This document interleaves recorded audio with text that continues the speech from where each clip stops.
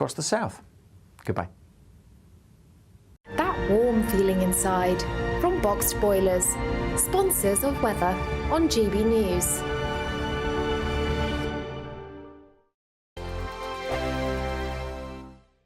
Don't miss out on your chance to win our Summer Spectacular. And have we got a prize for you? First, there's a totally tax-free £15,000 in cash to make your summer spectacular. Spend that extra cash however you like. You'll also win a brand new iPhone, Apple AirPods, and if that wasn't enough, a £500 voucher to spend at your favourite UK attraction. So you can enjoy amazing days out this year. For another chance to win the iPhone, treats, and £15,000 cash, text prize to 63232. Text costs £2 plus one standard network rate message. You can also enter online at gbnews.com/win. Entries cost £2 or post your name and number to GB06 PO Box 8690 Derby DE1 9TT. UK only. Entrance must be 18 or over. Lines close at 5 p.m. on the 28th of June. Please check the closing time if listening or watching on demand. Good luck. This is GB News and we are Britain's election channel. This vote may seem to be about the politicians and the media, but it's actually about you. We won't forget that. Join us up and down the country as we follow every moment together. More than ever, it's important to hear all sides as you make your decision in the run-up to polling day. This is GB News, the People's Channel. Britain's election channel.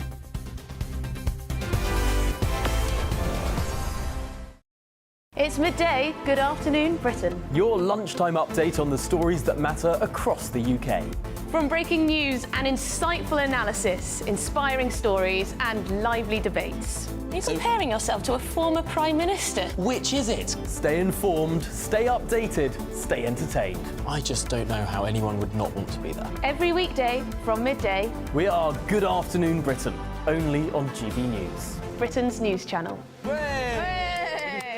Hi there, I'm Michelle Dewberry and I'm going to take a second to tell you all about my show, Jubes and Co. We start off with the issues of the day. We then bring in both sides of the argument. We get rid of the disrespect. And then you throw me into the mix. And trust me, I'll tell it exactly how it is. And then, of course, the magic ingredient, you at home. We mix it all together and what have we got, in my opinion, the best debate show in town. Monday to Friday, 6 till 7 on GB News, Britain's news channel. Are the newspapers getting you down? My wife didn't divorce me that month. Struggling to separate the wheat from the chaff? I know that it's a bit of a circus at the best of times. Well, don't worry. Headliners has got you covered. We'll take the burden of reading the day's news, and if we get depressed, who cares? It's an occupational hazard, frankly. That's Headliners on GB News from 11 p.m. till midnight, and the following morning, 5 till 6 a.m. on GB News, the comedy channel. Nah, just kidding. Britain's news channel.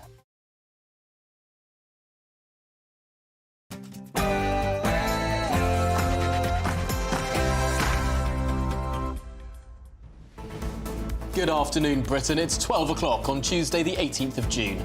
I'm Tom Harwood. And I'm Emily Carver. He's back! Boris Johnson is getting behind the Tory election campaign, urging voters to not give Labour a generation in power. Can the ousted Prime Minister rescue the Conservatives? And Keir Starmer has been forced today to deny that a Labour government would hit Premier League clubs with a tax on player transfers. But there's been a little bit of confusion within the party on whether to back this policy. And pro-Palestine activists use crowbars to smash computers and windows, targeting a company they accuse of having links to the Jewish state. Is it time to ban groups behind this sort of criminal damage?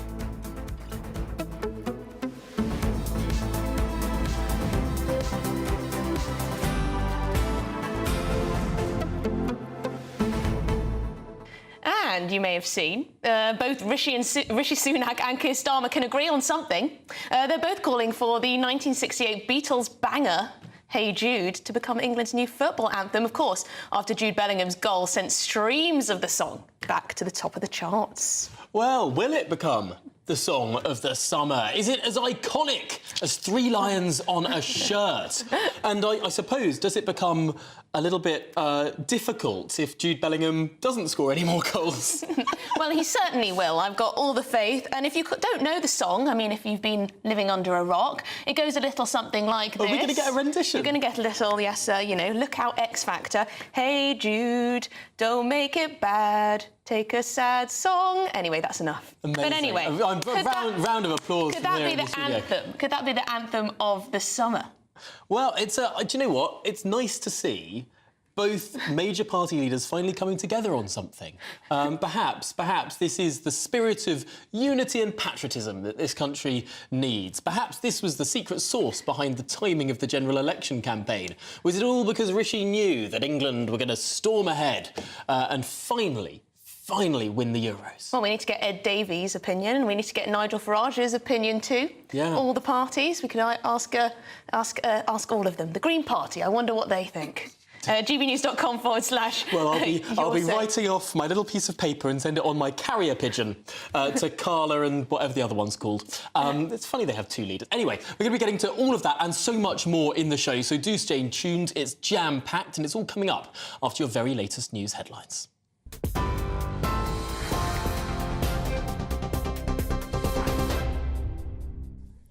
Tom, thank you very much and good afternoon. The top stories from the GB Newsroom. A review has found that 4 detectives who ran the first investigation into the murder of Stephen Lawrence should not face criminal charges.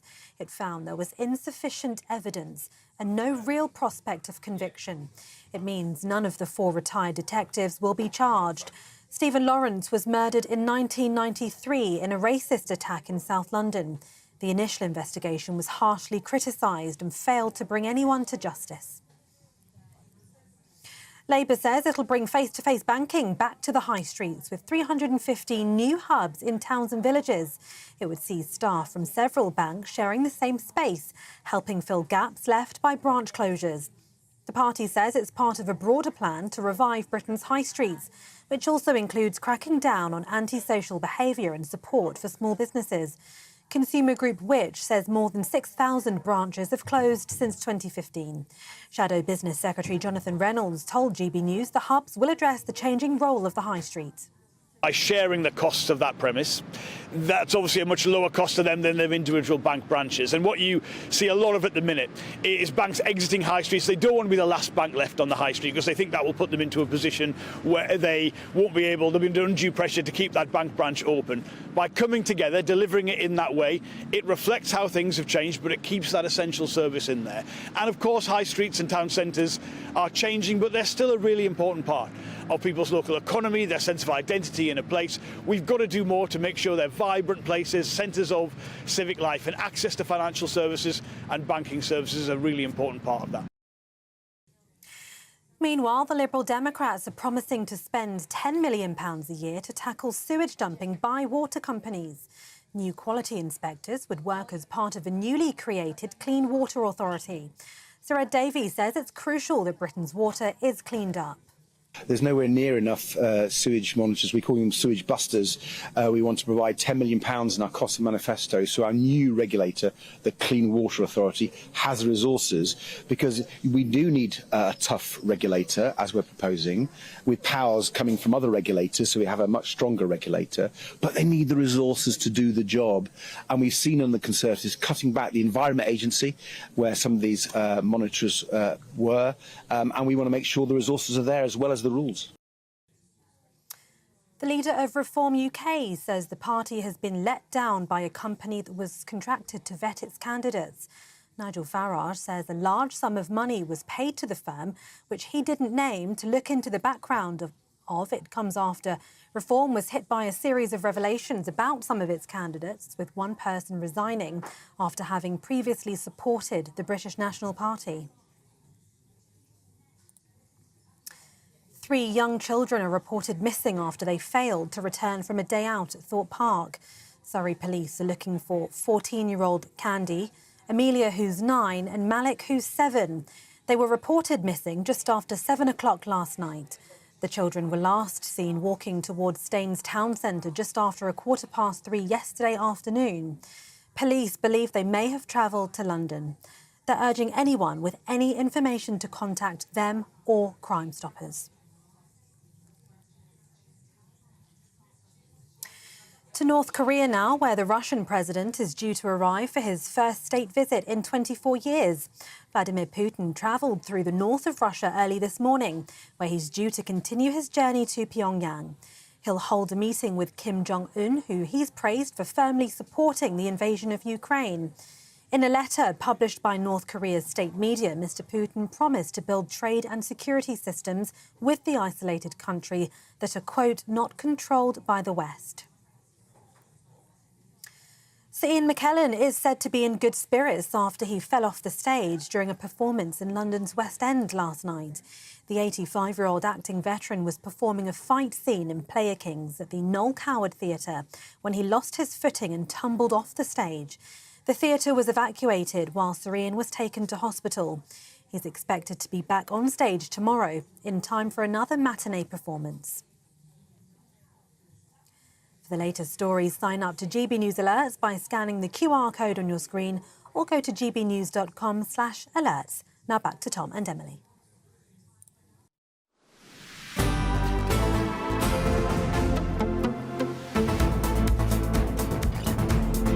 Good afternoon, Britain. It's 7 minutes past 12. And before we launch in to the regular programme, we've got some breaking news to bring you. Yes, GB News can exclusively reveal today that the number of migrants crossing the Channel since January last year, when Rishi Sunak promised to stop the boats, has now surpassed 40,000 people. Well, this grim milestone figure was passed today after more than 600 migrants crossed the Channel illegally throughout the morning. The total number of arrivals since the Prime Minister made his pledge to stop the crossings has now reached more than 40,300.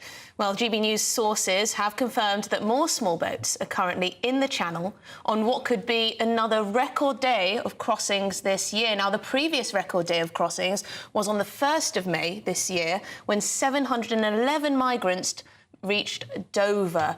So there you go, 40,300 have now crossed since the Prime Minister made that Stop the Boats pledge. And this is, of course, a GB News Mark White exclusive report. 600 this morning. It seems to be coinciding with the nicer weather we've been having. Have we seen perhaps a suppression of vote crossings as we've had a fairly grim June? Well, clearly it's a little bit more sunny today. It was a little bit more sunny yesterday too. Are we going to get, with the better weather, a larger number of crossings? And this is what Mark White's been pointing out for months, if not years, that when the government says, you know, the numbers are going down because of our policy changes and the like, it could actually be that it's all down to whether the seas are calm. Of course, what Rishi Sunak might say there is that the Rwanda policy has not yet literally got off the ground. That is scheduled for July, although looking at the polls, it might be that no plane ever takes off for that scheme specifically. But clearly, this is a problem that is growing, not just for the United Kingdom, but for the wider continent as well. And indeed, it's a global problem. Remarkable to see the numbers going into the southern border of the United States. Millions. Yes, undoubtedly. But Rishi Sunak on the campaign trail saying that the flights will take off if the Conservatives are re-elected. Labour saying that the whole Rwanda policy should be scrapped, waste of money, waste of time, not efficient, etc., etc. So this will, I'm sure, be put to Rishi Sunak today, the Prime Minister. What is he going to do? The Reform Party yesterday saying that it would turn back the boats as a last resort, which of course throws in another question mark to the whole fray of policy. But let us know what you make of that. 40,300 migrants since Rishi Sunak stood up and made that pledge to stop the boats. Who do you blame? Who do you blame? Well, on to the election campaign proper now. Boris Johnson has appeared on social media backing the Tory party and specific Conservative candidates ahead of the general election. Yes, the former Prime Minister has endorsed certain candidates with a warning to voters over giving Labour a generation in power. It's also been reported that thousands of letters signed by Mr Johnson are on their way to voters this week. Well, William Atkinson is the assistant editor of Conservative Home, joins us now to dissect what is going on, because, William, this seems like a pretty desperate move, perhaps, from a Conservative party that unceremoniously defenestrated Boris Johnson only a few years ago. Well, I think there's a very obvious reason for it, which is that whilst, I think as one poll recently suggested, Boris Johnson is as popular or is less popular amongst the general public than Xi Jinping and Philip Schofield, the only group with which he is currently still particularly popular are Tory voters who switched to Reform UK, where I think one poll suggested today he had a 40-point lead. So it doesn't surprise me that the Conservative Party in its current state of crisis has once again called upon Boris Johnson to sign a few letters and pose for a few videos. But nevertheless, one remembers that Boris Johnson is a considerable campaigner, pretty much the best in the business. But one shouldn't allow his particular talents in that field overshadow the fact that he was pretty hopeless Prime Minister. Well, William, what's in it for him? Is this party loyalty at its best, or is there another motive?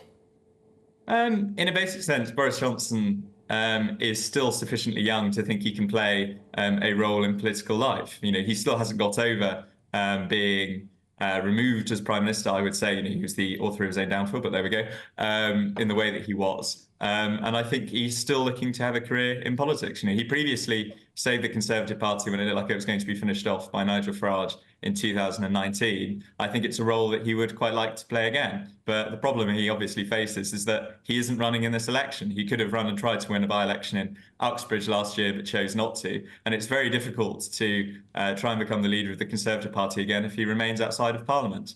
And yet, if we're to believe certain briefings to certain newspapers, there are perhaps more liberal Conservatives who think that pressing the Boris button, smash glass here, break glass for Boris, after the election might be the only way to stop a certain Nigel Farage from coming in and taking over the Conservative Party in Parliament. As I say, that's what they did in 2019. But I would also suggest that if the Conservative Party's response to every crisis that it faces is to smash the glass marked Boris Johnson, then we are pretty hopeless and intellectually brain dead. For one reason or another, at some point we are going to have to actually move on from Boris Johnson as a party. And I say that obviously as somebody who voted for him to be party leader, who voted for him in 2019, and as a long-standing Boris fan. But nevertheless, as I say, for all his abilities as a campaigner, he was unable really to run number 10, especially once the Vote Leave team disappeared, and also presided over exactly those sort of loosening of immigration restrictions and the like, which is the reason why the Conservative Party is currently hemorrhaging votes to Reform UK. For all of his great abilities as a campaigner and a personality, Boris Johnson is not the solution to all of the Conservative Party's problems. Yes, I guess there's a very large question mark over how popular Boris Johnson still is with Conservative voters and the types of voters who might vote for Reform instead, who voted for him previously. I should say that Nigel Farage has come back at the suggestion that Boris Johnson could turn around things and snap up his voters. He says the Conservatives have put themselves out of power for a generation they're going to lose anyway. I guess the polling does suggest that.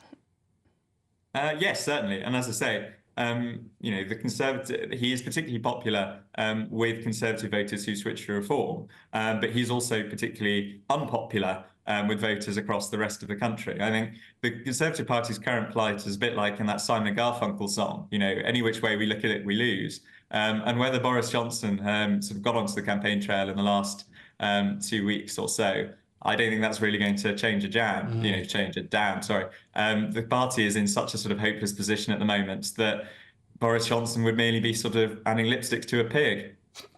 Goodness me. Well, with that metaphor, William Atkinson, assistant editor of the Conservative Home website, really appreciate your time and your thoughts on bringing back Boris. Yes, get your thoughts in. We'll be coming to them very soon indeed. But first, there's been a bit of confusion within the Labour Party as Sir Keir Starmer is forced to rule out a 10% levy on Premier League football transfers. Yeah, it's a confusing one, this. It comes as the Shadow Culture and Sports Secretary, Tangan Debonair, sparks reports that a transfer tax could be introduced under Labour. Yes, she said the party would look at everything proposed in a recent fan-led review when she was asked specifically about this transfer levy. But Keir Starmer then attempted to kill those reports this morning, claiming that such a levy was not part of Labour's plans for football governance. But what's the truth here? And does no plans really mean we're not going to introduce this tax? Political speech. Anyway, let's discuss this further with political and economic commentator Jamie Jenkins. Jamie, what do you make of this? Do you think there's a chance that a Labour government would bring in such a tax on football transfers? Yeah, well, if Keir Starmer's coming out today saying they're not going to introduce this, that's probably the definitive answer there. But it just kind of shows the disarray in the Labour Party in terms of, are they clear on what their tax plans are? I think, me personally, it would be a bad move to have this tax, because the Premier League is seen as one of the shining beacons of the UK, and the English Premier League is broadcast all over the world, and a key part of that is attracting the best players from across the world. So if you're competing with the likes of the teams in Germany, France and Spain to get the best talent into the Premier League, a tax on players is probably not the way to go, in particular where the Premier League's trying to get the financial fair play system, into kind of a good shape as well. Yeah, it does seem interesting because, to be fair, this isn't a Labour-only idea. This was a review drawn up by the then Conservative MP Tracy Crouch, with suggestions for this extra tax on transfers and a football regulator to be created as well. It strikes me as very, very odd that when you have a sector as successful as English football, something that if you go anywhere in the world, no matter which country you go to, if people think of the United Kingdom, they'll probably think of the Queen and the Premier League. It seems very odd to me that politicians want to sort of meddle with that winning formula.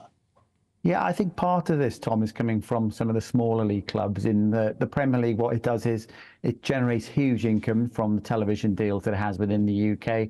But over the success of the Premier League, as you've just alluded to there, has meant that we've seen significant increase in the revenue from overseas broadcasters. And what the Premier League does is it distributes some of that money down the pyramid system to the smaller clubs. And there's always a challenge and a debate about how much that should be as the Premier League's become richer. Has the percentage going to the smaller clubs kept up with that? So that's where the negotiations go on. That's where the English regulator has been suggested to try and oversee those things. But you're right, the Premier League's one of the biggest success stories we've had over the last 30 years. I'm not sure it's an area the politicians should be meddling in.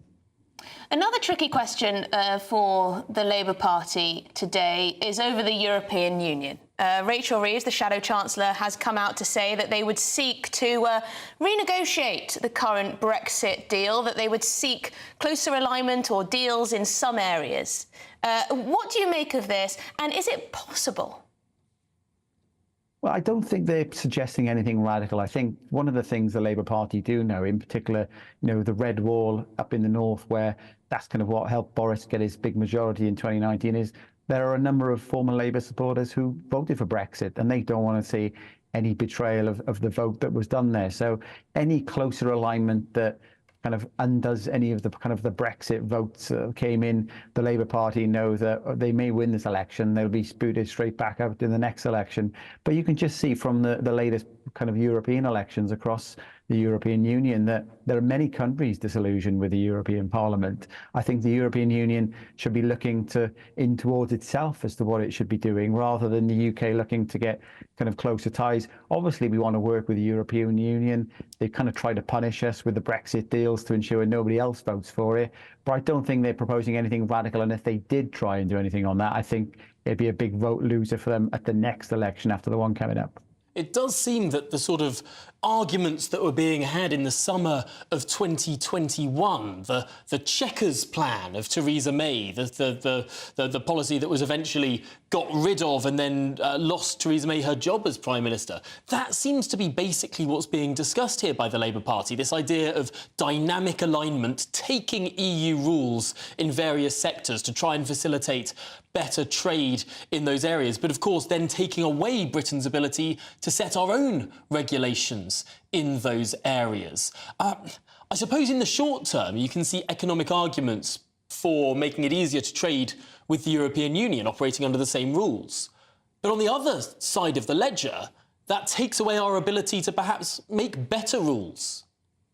No, I think you're right, Tom. Obviously, part of it's in a relatively short period of time. You might think, obviously, the vote was a while ago, and we've had quite a period of time, but we wouldn't have diverged massively in terms of rules anyway. And there's no incentive for manufacturers to start tinkering around the edges, because they still themselves want to kind of trade with the European Union. So I think you're right. We want to have the opportunity to make our own rules, but ultimately, when you start considering the wider thing, trade with the European Union is still quite buoyant. It hasn't had a massive impact of us in terms of Brexit. Some would argue it would be higher, but we've had the pandemic and the cost of living crisis, which has hit all businesses there. So I think ultimately, some common sense should prevail.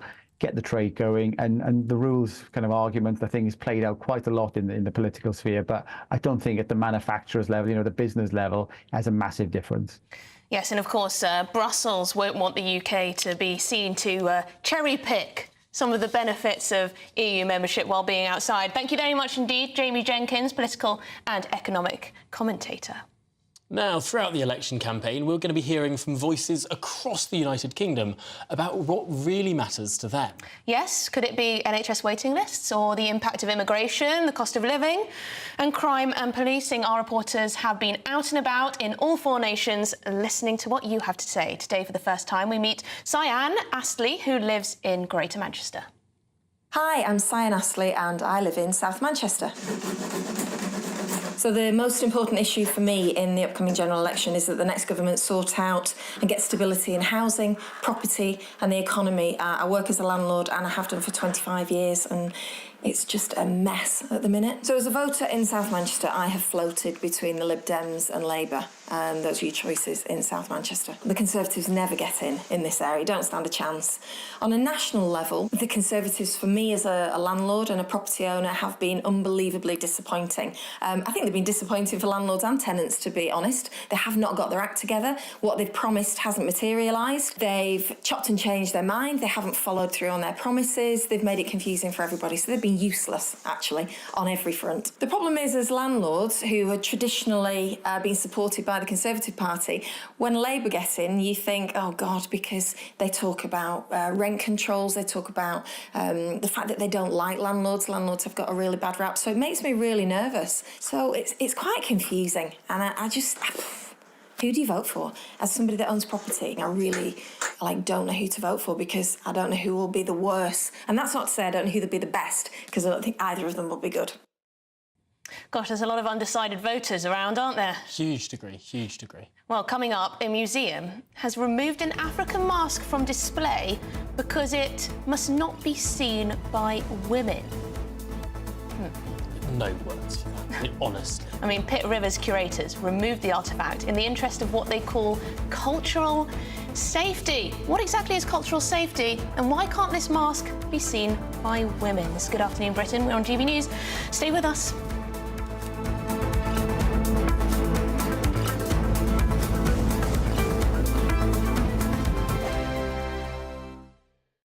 This is GB News, Britain's news channel. Plenty of mixers, plenty of lovely gin. Yes. What have you got here for us? Just explain what you've brought in. So today I'm going to be presenting the Cotswolds Dry Gin and the Cotswolds Wildflower Gin. Ooh. So the first one that was introduced into our market was the Cotswolds Dry Gin. Now we have 9 different types of botanicals. We introduce into our pot still. We introduce well, obviously juniper berries because it's a London Dry. Angelica roots and coriander seeds, giving it that little limey flavour. Also, cardamom seeds, then black peppercorn, giving it a little spice. Ooh. And then the part that is more interesting that regards to the pouring, we have the grapefruit peel and the lime peel. We're going to start with the Cotswolds Dry. Okay, so the first one introduced. So Ellie was taking the mick out of me this morning because I said my favourite gin was, what is it, pink lemonade? You like a pink gin and lemonade, yes. You called me, I'm going to say what you said. You said that's a bit girly. As you see, it turned into cloudy. Those are the oils of the spices because we don't filter it. Our gin is completely unfiltered. Got it. I love this. It's 11:52. It's never too early. Cheers. Cheers. And would you have any... This sounds very juvenile. Would you have any snacks with gin? Or does it ruin it? Olives. Ah, you can tell your culture. It depends on how you're drinking it and where you are, like what you're actually going to do with it. But you can have pretty much all sorts. As long as it stays on the salty side, that's what I would go for personally. A salty snack. Yeah, that's what I would go for. So olives, would you say, is that a good choice? Or crisps, nuts? They're quite salty, olives, aren't they? It depends on your taste, really. Like personally, I wouldn't go for it, but I have seen And the culture behind gin is drastically increased over the years. The flavors are all different. That's really good. Exactly, you see what I mean? Oh, very nice. Like that zesty, floral kind of flavour coming through. They're absolutely stunning, aren't they? The People's Channel. Join me, Nana Akweer, for an informative, interactive news programme with a difference. It's fun. It's true. You're not wrong. No one will be cancelled. Lovely. Join me from 3 p.m. every weekend, only on GB News, Britain's news channel. Join me, Neil Oliver, every Sunday night at 6 p.m. on GB News. And if an hour is not nearly enough for you, go to gbnews.com for special extended episodes online every Friday at 9 p.m, where we can truly get into the nitty-gritty of what's going on. GB News, Britain's news channel. We're proud to be GB News, the People's Channel, and as you know, we always love to hear your views. Now, there's a new way of getting in touch with us at gbnews.com/yoursay. By commenting, you can be part of a live conversation and join our GB News community. You can even talk to me, Bev Turner, or any of the members of the GB News family.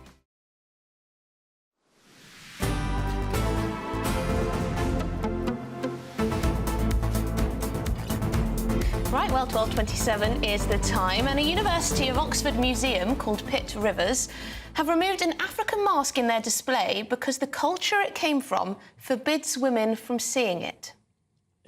Barely believable, this, but then again, it is Oxford. The mask made by the Igbo. Oh, that's an I. There we go. It's made by the Igbo people in Nigeria, and I'm so sorry for women looking at this because I've made a terrible cultural taboo. Women, avert your eyes, please, look elsewhere. Okay, I'm not looking, We're showing the mask. Oh, goodness me. I'm sure Ofcom will now be on our backs for breaching all sorts of cultural problems. But of course, it would originally have been used in male-only rituals in Nigeria. Right, so this follows new policies from the museum in the interest of cultural safety. Now, that's an interesting term, isn't it, Tom?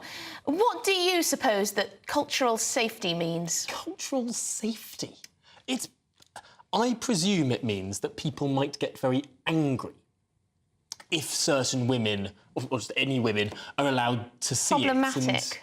it. And maybe they're just trying to avoid protest and avoid violence, which seems like a pathetic thing. Isn't it funny? It's supposed to be progressive, but then it leads to things that are quite the opposite. Anyway, let's speak with historian and author Martin Whittock. He can tell us a little bit more about this. Perhaps he can educate us.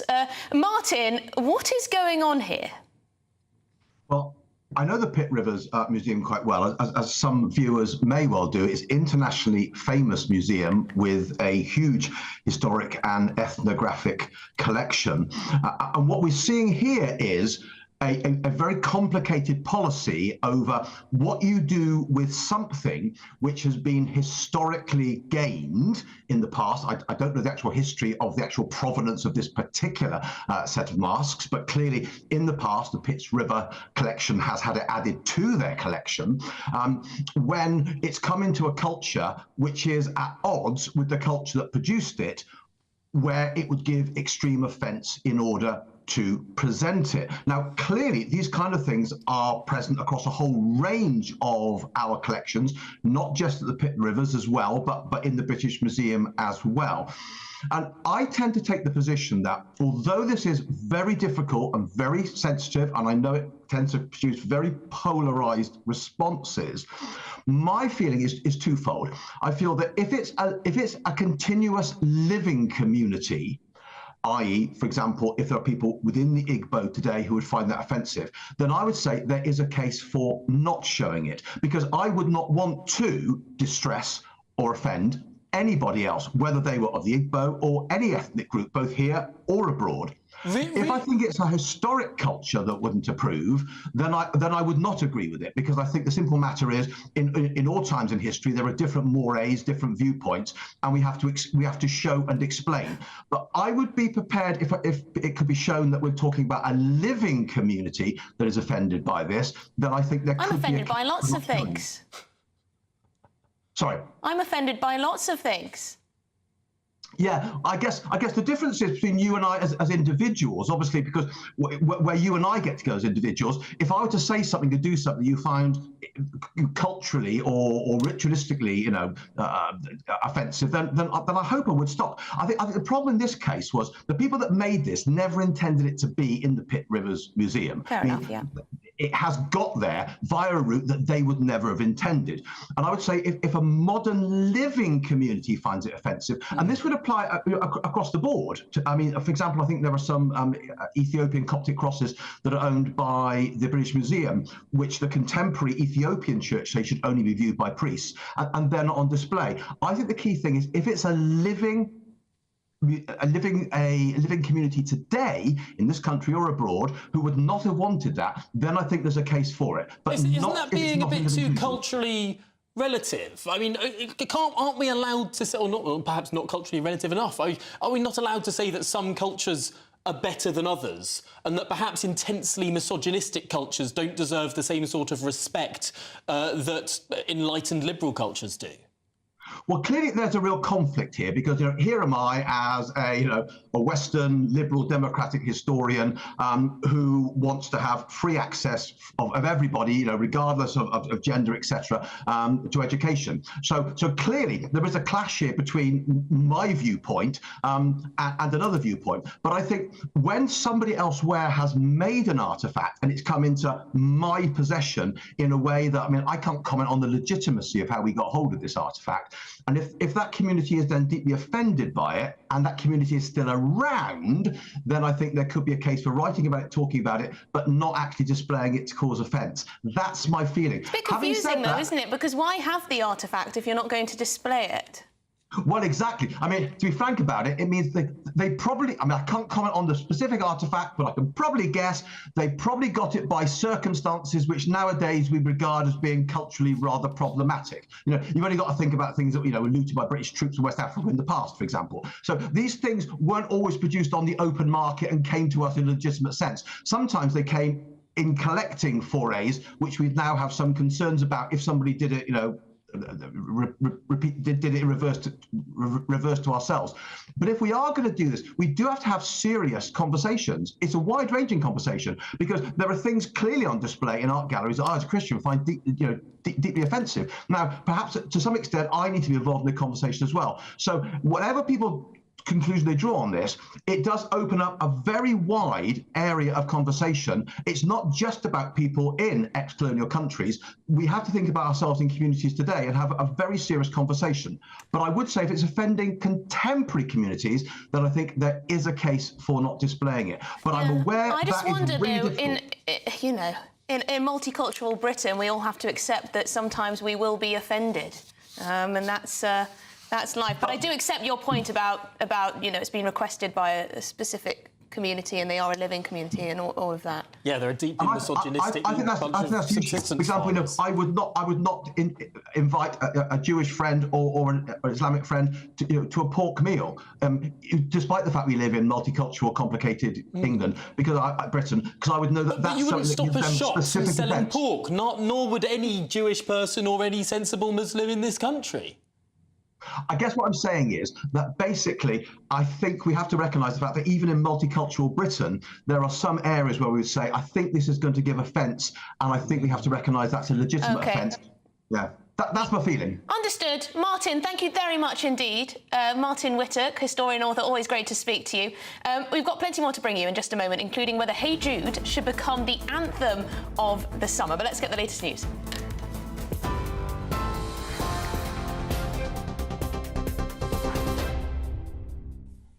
Emily, thank you and good afternoon. The top stories: more than 40,000 migrants have now crossed the English Channel in small boats since Rishi Sunak promised to end the crisis in January last year. GBNews can exclusively reveal that the figure was passed today after more than 600 migrants made the crossing earlier this morning. In other news, a review has found that 4 detectives who ran the first investigation into the murder of Stephen Lawrence should not face criminal charges. It found there was insufficient evidence and no real prospect of conviction. Stephen Lawrence was murdered in 1993 in a racist attack in South London. The initial investigation was harshly criticised and failed to bring anyone to justice. Labour says it'll bring face-to-face banking back to the high streets with 350 new banking hubs in towns and villages. It would see staff from several banks sharing the same space, helping fill gaps left by branch closures. Today is the last day to register to vote in the upcoming general election, which takes place in about 2 weeks' time. A social media campaign is urging first-time voters to ensure they're on the electoral roll before the cut-off at midnight tonight. And the Russian president is due to arrive in North Korea for his first state visit in 24 years. Vladimir Putin travelled through the north of Russia early this morning, where he's due to continue his journey to Pyongyang. He'll hold a meeting with Kim Jong-un, who he's praised for firmly supporting the invasion of Ukraine. For the latest stories, sign up to GB News Alerts by scanning the QR code on your screen or go to gbnews.com/alerts.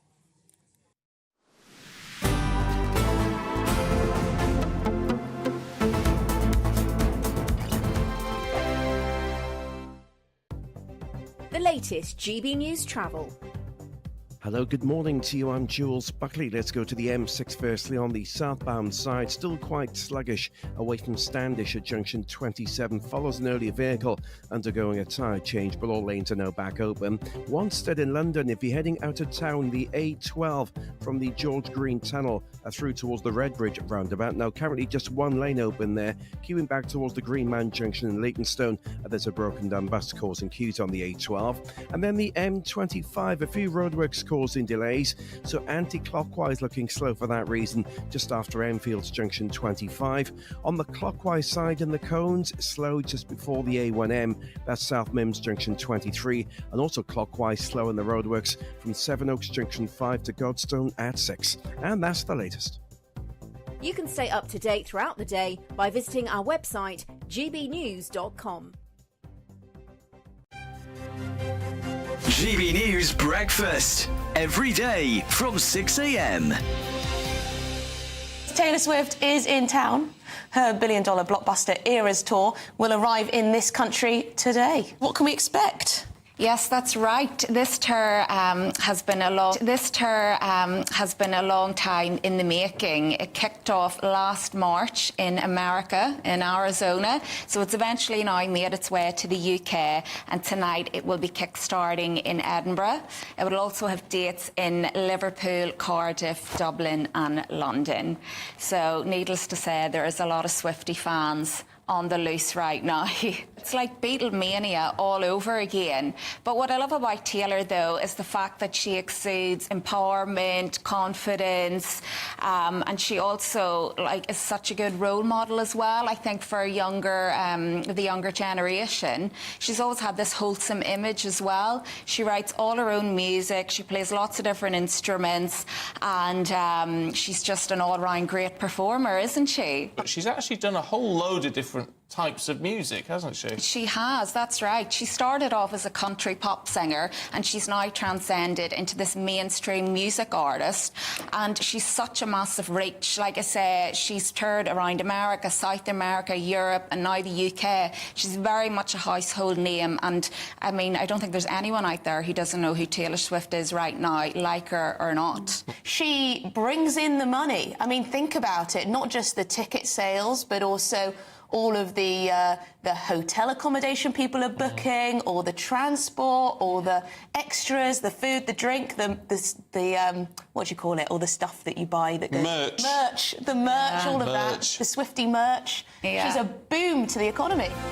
The People's Channel.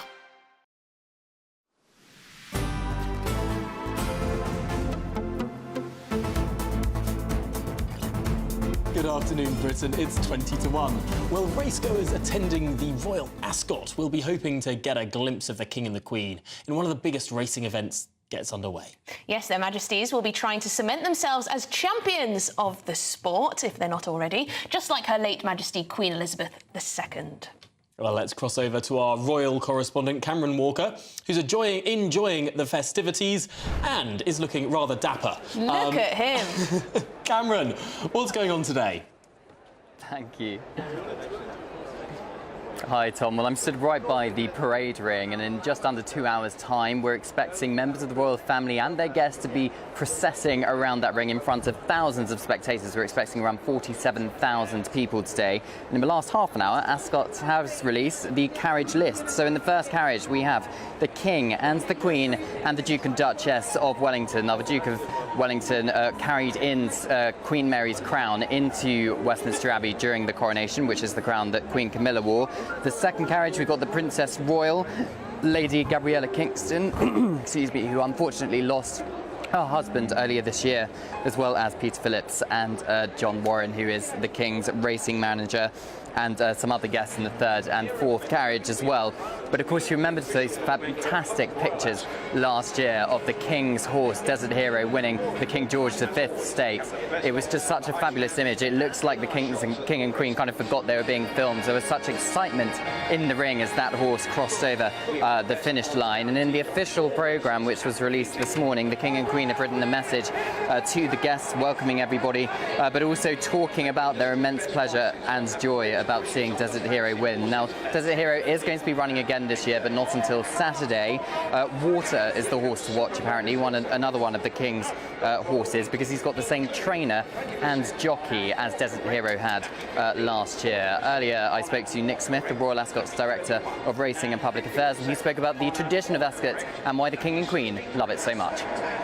The current king is the 13th monarch to oversee Ascot Racecourse.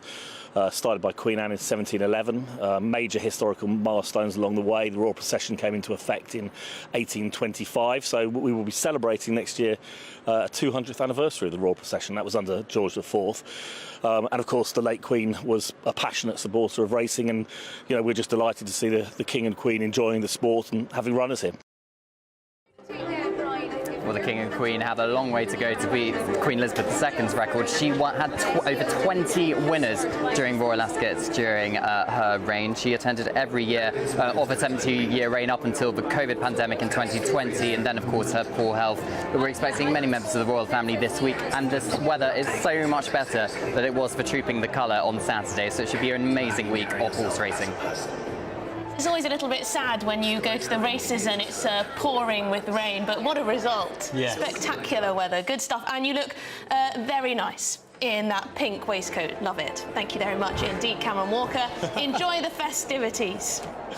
Well, am I allowed to comment on his waistcoat? I think you are. No, it's splendid. It's very, very good. But coming up, pro-Palestine activists have used crowbars to smash computers, windows and all sorts, targeting a company that they accuse of having links to Israel.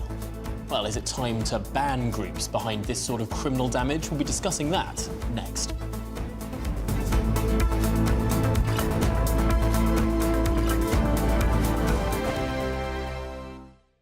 Good morning, welcome to your latest GB News weather update. It should be another mostly dry day with some further sunny spells today, but there is a thunderstorm risk for some of us, particularly across northern areas of the UK. That's where low pressure is closer to, but actually high pressure is building in from the south and west. There is a weather front, though, approaching from the southeast. That could bring some light rain just to the likes of Kent through this afternoon, but I think most of it should stay away to the continent. But there is this thunderstorm risk, particularly across northern areas of England and down towards the Midlands as well. We could see up to 20 millimetres falling in a short space of time, and a risk of hail as well. So it's a bit cooler today. We've got a northerly wind across parts of Scotland and a bit more cloud around compared to yesterday. It will cloud over through this afternoon after a fairly bright start to the day, and that thunderstorm risk is going to continue into this evening as well. So this northerly wind across Scotland means temperatures are only about 10 or 11 degrees at best here, and there will be some drizzly rain across the Northern Isles, but it's the heaviest rain that's likely across northwestern areas of England.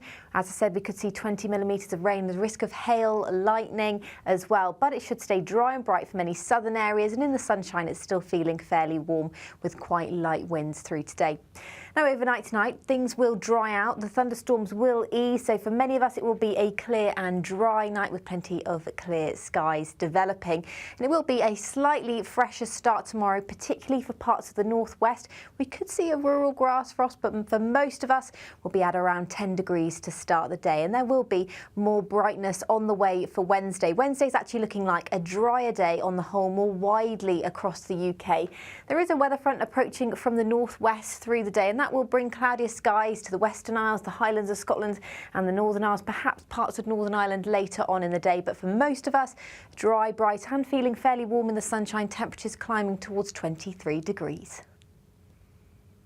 Hi there, I'm Michelle Dewberry, and I'm going to take a second to tell you all about my show, Jubes and Co. We start off with the issues of the day. We then bring in both sides of the arguments. We get rid of the disrespect, and then you throw me into the mix. And trust me, I'll tell it exactly how it is. And then, of course, the magic ingredient, you at home. We mix it all together, and what have we got? In my opinion, the best debate show in town. Monday to Friday, 6 till 7 on GB News, Britain's news channel.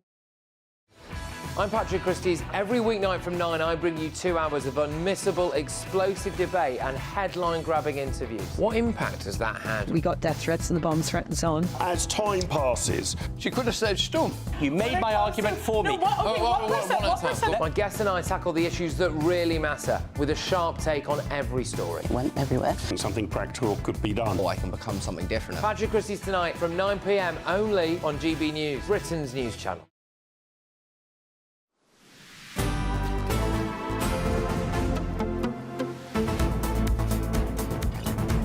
Well, hello. It's 12:47. Good afternoon, Britain. Lots of you have been getting in touch about the museum conversation. Oh, yeah. That one really got everyone going. I find it... I wasn't expecting Martin Whittock, who we've spoken to before, a fantastic historian. I wasn't expecting him to say what he did in terms of saying, oh, maybe we should just keep it out of view to protect cultural sensitivities. I found that quite a strange It's a bit of a slippery slope, isn't it? When you start censoring things because you're worried it might offend one group in society, one group in the world. Yeah, there are some cultures that still celebrate slavery. I don't think we should be holding those up. I mean, some cultures are worse than others. Yes, essentially, so this museum decided that this mask, because the tribe that it belonged to originally, it was only used for male rituals, so therefore it couldn't be seen by the female gaze. Well, lots of people have written in. Nick has written in to say, Oxford Museum distorting our view on cultures by censorship and altering the narrative. Imagine how much Oxford distorts history with banned and censors books, denying free speech and blacklisting those who dare to object. Dr. Margaret says, well, ladies, you know which museum to boycott if you feel offended. Well, yes, I do find it a little tad sexist. I'm not one to be offended, but, you know. Claire says, I think cultural safety might mean cultural protection to protect the beliefs of that culture, which is justified to be understanding of their culture. But we shouldn't have to, you know, go along with all of this. Helen says, I love being offended. Water off a duck's back. There, I've just offended ducks. And John's taken a radical view, an idea. Let's just close down all the museums, starting with those that benefit any taxpayers' money. That way we won't be offended by paying for this woke nonsense. Having paid for more than one child at university, I'm now actively encouraging my grandson not to apply for a place at university. No, it is absolutely remarkable. I wonder if we can just see that mask one more time. Because I'm just very, very keen for those who are watching television, particularly as many women as possible, just to look at it, just to annoy the misogynists who do not want women to look on, let's face it, what is not an amazing piece of artwork, is it? I mean, it's a bit of wood with some paint on it. But there we go. I hope as many people are as offended as possible. Well, look at you, Mr. Feminist. Who knew? Tom Harwood, chief feminist, feminist-in-chief. Perhaps that is my new mantle. Well, good stuff. Well, also, we were asking about the song Hey Jude by the Beatles, of course, 1968. It was released. Paul McCartney turns 82 today. But that's not the only reason you get to hear my lovely rendition of this song. I'm not sure if I want to sing it again. Oh, you do you know what? Already did. Everyone on gbnews.com/your say was saying how good at singing you are. And some people were really quite pleasantly surprised. But this is, of course, a remarkable moment because downloads of the song and streams of the song have shot up by 20% after Jude Bellingham scored that only goal in England's first match over the weekend. Yes, and it's something that Rishi Sunak and Keir Starmer can finally agree on, and that is that they think it should be the anthem of the summer. What say you? I did read one of you say that he only scored 1 goal, doesn't deserve a song. Harsh. Well, to be fair, it is 100% of England's goals so far in the Euros. So maybe that is deserving, although that might dilute. Hopefully, it will dilute as the contest goes on. Well, moving swiftly on, Palestine Action say they broke into a military supplier in Kent because of its connections to Israel. Get this, a video posted on social media shows so-called actionists in orange jumpsuits breaking machinery and throwing stock to the ground. Now, 7 people have been arrested. Well, joining us now is the senior advisor at the counter-extremism project, Ian Aitchison. Ian, thank you very much indeed for joining us. Ian, help us understand how someone goes from joining a march, for example, and holding up a placard, to deciding to venture into criminal activity like this, criminal damage of private property? Well, I think in order to understand what's happening here, we need to look at where this has emerged from. And this is part of a broader strategy, which is a couple of decades old, the boycott, divestment and sanctioning strategy known as BDS, which has been carried out by Palestinian activists to draw attention to what they see as the oppression of Palestinians in Israel, the occupied territories, and Gaza. So this is specifically, I think, about disinvestment. In other words, this is intimidatory action, criminal action, clearly, but it's designed to get investors in this company to run scared and to disinvest in companies that these activists say are complicit in the war effort, which is taking place after the atrocity that was committed in Israel on the 7th of October. So I think what's happening here is a cultural thing as well. It's a feature, I think, of a spreading impunity to action that we've seen over the past weeks and months, especially in relation to the actions that are taking place on the streets, where it feels like there's more and more space for criminal impunity, particularly, I think, from people who are drunk on righteousness, to coin a phrase. They believe that the means they're using are justified by the ends, and therefore they can do more and more and more, to prosecute their cause. Now, I think that's very dangerous, because that never stops with the actions that we've seen. And just bear in mind the actions that we've seen in relation to what the police have charged a lot of these activists with, which is aggravated burglary, carries a sentence of between 1 and 13 years in prison.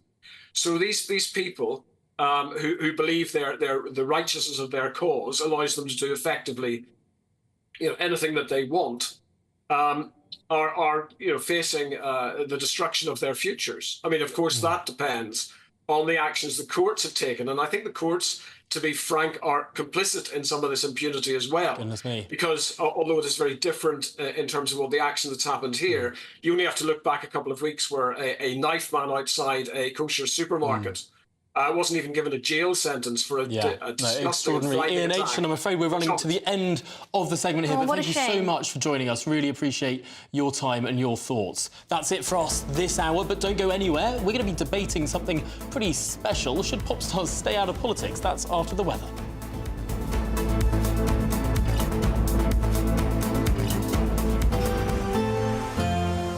A brighter outlook with Bob Solar, sponsors of weather on GB News. Good morning, welcome to your latest GB News weather update. It should be another mostly dry day with some further sunny spells today, but there is a thunderstorm risk for some of us, particularly across northern areas of the UK. That's where low pressure is closer to, but actually high pressure is building in from the south and west. There is a weather front, though, approaching from the southeast.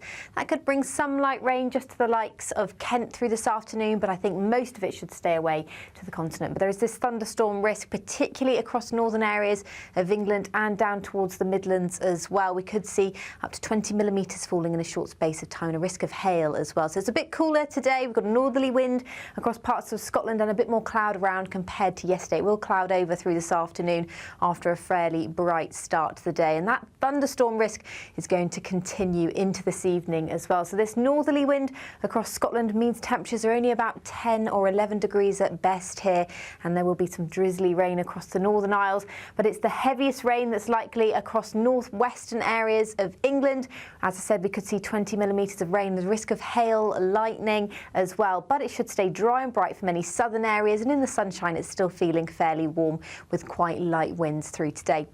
Now, overnight tonight, things will dry out. The thunderstorms will ease, so for many of us it will be a clear and dry night with plenty of clear skies developing. And it will be a slightly fresher start tomorrow, particularly for parts of the northwest.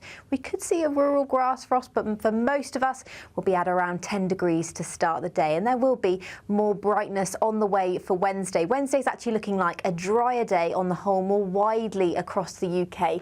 There is a weather front approaching from the northwest through the day, and that will bring cloudier skies to the Western Isles, the Highlands of Scotland and the Northern Isles, perhaps parts of Northern Ireland later on in the day. But for most of us, dry, bright and feeling fairly warm in the sunshine, temperatures climbing towards 23 degrees. That warm feeling inside from Boxed Boilers, sponsors of weather on GB News.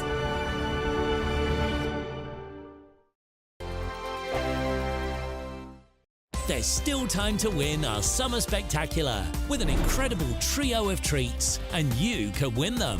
First, there's a fabulous £15,000 in tax-free cash to ensure this summer is special. What would you spend that on? Next, you'll also receive the latest iPhone 15 and a set of Apple AirPods. And finally, £500 to spend at your favourite UK attraction. For another chance to win the iPhone, treats and £15,000 cash, text prize to 63232. Text costs £2 plus one standard network rate message. You can also enter online at gbnews.com/win. Entries cost £2, or post your name and number to GB06 PO Box 8690 Derby DE1 9TT. UK only. Entrance must be 18 or over. Lines close at 5 p.m. on the 28th of June. Please check the closing time if listening or watching on demand. Good luck. Nana Queer, weekends from 3 p.m. I cried, cracking out before we even start. I mean, to see King Charles to be so brave, so strong, and you can sometimes, I think, his stomach hurt, or he just moved himself. It didn't seem very comfortable, but he was there and he was going to go through it all. And I just thought, you know, he's the most wonderful man. He cares more about us and the people who are there serving him. An extra bonus is Princess Catherine, who looked absolutely stunning. She did look very, very slim, though, but she looked beautiful in that outfit. Little Charlotte is an extraordinary child. When they were coming back, she was wiping the windows so that everyone could see with her hand, getting rid of the rain. She's fantastic. And the other thing that actually got my heart was that Prince William and Princess Anne and Prince Edward were getting completely drenched. They were on their horses. They had to go back after the festivities were over. And I thought, we're jolly lucky in this country to have a royal family who will put themselves out like that and really do their very best for the nation. No, nobody ever does, and that's why our royal family is the one that's most popular. And I do have to say, and just a couple of words, that Meghan introduced some raspberry jam and some dog's biscuits just an hour before. Don't laugh. Don't make me An laugh. hour before. I mean, can you imagine that? The desire to be noticed. It's always just before a big event because she wants the attention. I don't think she works it out that other people would do it. I think she works it out that they'll all look at me. The People's Channel.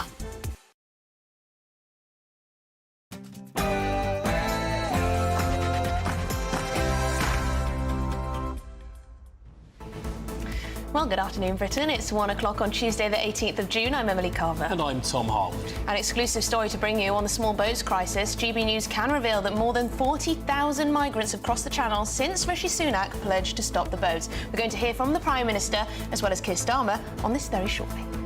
Well, those figures might mean Rishi Sunak needs help from this man. Yes, the former Prime Minister Boris Johnson is getting behind the Tory campaign, urging voters to not give Labour an entire generation in power. But can Boris rescue the Conservatives?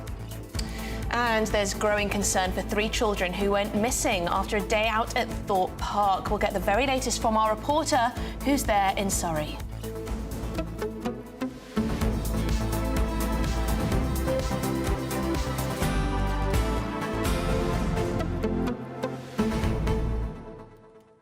Now, at the end of the last hour, we were talking to the counter-extremism expert Ian Aitchison, and he was saying some pretty profound things about how the sort of snowball effect of activism can sometimes go. And first it's a march, and then it's perhaps smashing something, but then what is next? And is there some sort of conveyor belt of greater and greater extremism in some of this movement?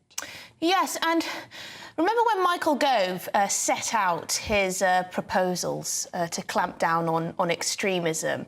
It was rumoured that Palestine Action might be one of those groups that the government might be looking to prescribe or ban or have tighter restrictions on. It's quite interesting having a look at Palestine Action, their social media accounts. They're very much celebrating the criminal damage. They're very much celebrating all of the protests, the extreme protests, I must say. They're talking about the arrests that they've had. They're talking about which banks they've targeted.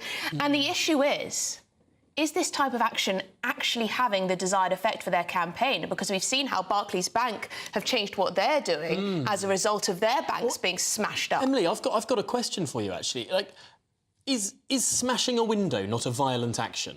I think so, Is Tom. Smashing up a computer not a violent action? I think so, Tom. Well, I've been on the MI5 website.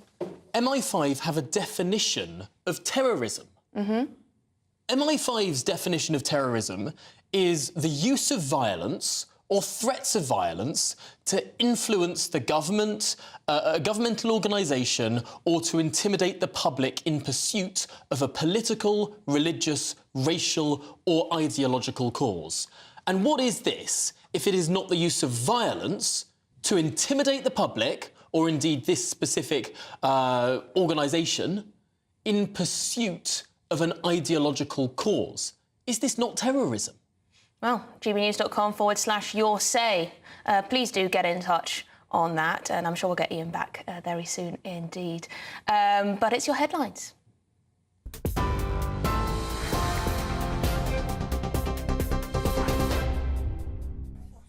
Emily, thank you and good afternoon. The top stories. More than 40,000 migrants have now crossed the English Channel in small boats since Rishi Sunak promised to end the crisis in January last year. GB News can exclusively reveal that the figure was passed today after more than 600 migrants made the crossing earlier this morning amid improved weather conditions. Labour leader Sir Keir Starmer highlighted his party's plan to take swift action. I think the idea of processing claims as close to source as possible is a good idea. We also need to smash the gangs that are running this vile trade, because under this Tory government they've lost control of the borders, and we will set up a border security command, a new elite command with new powers and resources to smash the gangs that are running the vile trade in the first place, because, as you rightly say, a record number have crossed the Channel this year already, and nobody should be making that journey across the Channel. In other news, a review has found that 4 detectives who first ran the investigation into the murder of Stephen Lawrence should not face criminal charges. It found there was insufficient evidence and no real prospect of conviction. It means none of the 4 retired detectives will be charged. Stephen Lawrence was murdered in 1993 in a racist attack in South London. The initial investigation was harshly criticised and failed to bring anyone to justice. Today is the last day to register to vote in the upcoming general election, which takes place in 2 weeks' time. A social media campaign is urging first-time voters to ensure they're on the electoral roll after a sharp drop in turnout among younger people. Around 8 million people are estimated to be unregistered to vote. Prime Minister Rishi Sunak says it's essential that people do make their voices heard. The future of our country is at stake, and we're living in the most uncertain times that we've seen in this country for decades. And that's why this election is so crucial. And people need to decide who has the clearest plan, who's got the boldest ideas to deliver a secure future for them. And as our manifesto sets out, we want to deliver tax cuts for people at every stage of their lives, in contrast to the Labour Party that just wants to put taxes up. And that's a very important choice for people at this election. Labour says it'll bring face-to-face banking back to the high streets with 350 new hubs in towns and villages. It would see staff from several banks sharing the same space, helping fill gaps left by branch closures. Consumer group Which says more than 6,000 branches have closed since 2015. Meanwhile, the Lib Dems are promising to spend £10 million a year to tackle sewage dumping by water companies. New quality inspectors would work as part of a newly created Clean Water Authority. Sir Ed Davies says it's crucial that Britain's water is cleaned up. There's nowhere near enough sewage monitors. We call them Sewage Busters. We want to provide £10 million in our cost of manifesto, so our new regulator, the Clean Water Authority, has the resources, because we do need a tough regulator, as we're proposing, with powers coming from other regulators, so we have a much stronger regulator, but they need the resources to do the job. And we've seen on the Conservatives cutting back the Environment Agency, where some of these monitors were, and we want to make sure the resources are there as well as the rules. The leader of Reform UK says the party has been let down by a company that was contracted to vet its candidates. Nigel Farage says a large sum of money was paid to the firm, which he didn't name, and flagged possible legal action. It comes after Reform was hit by a series of revelations about some of its candidates, with one person resigning after having previously supported the British National Party. In other news, 3 young children are reported missing after they failed to return from a day out at Thorpe Park. Surrey police are looking for 14-year-old Candy, Amelia, who's 9, and Malik, who's 7. They were reported missing just after 7 o'clock last night. The children were last seen walking towards Staines Town Centre just after 3:15 yesterday afternoon. Police believe they may have travelled to London. They're urging anyone with information to contact them or Crime Stoppers.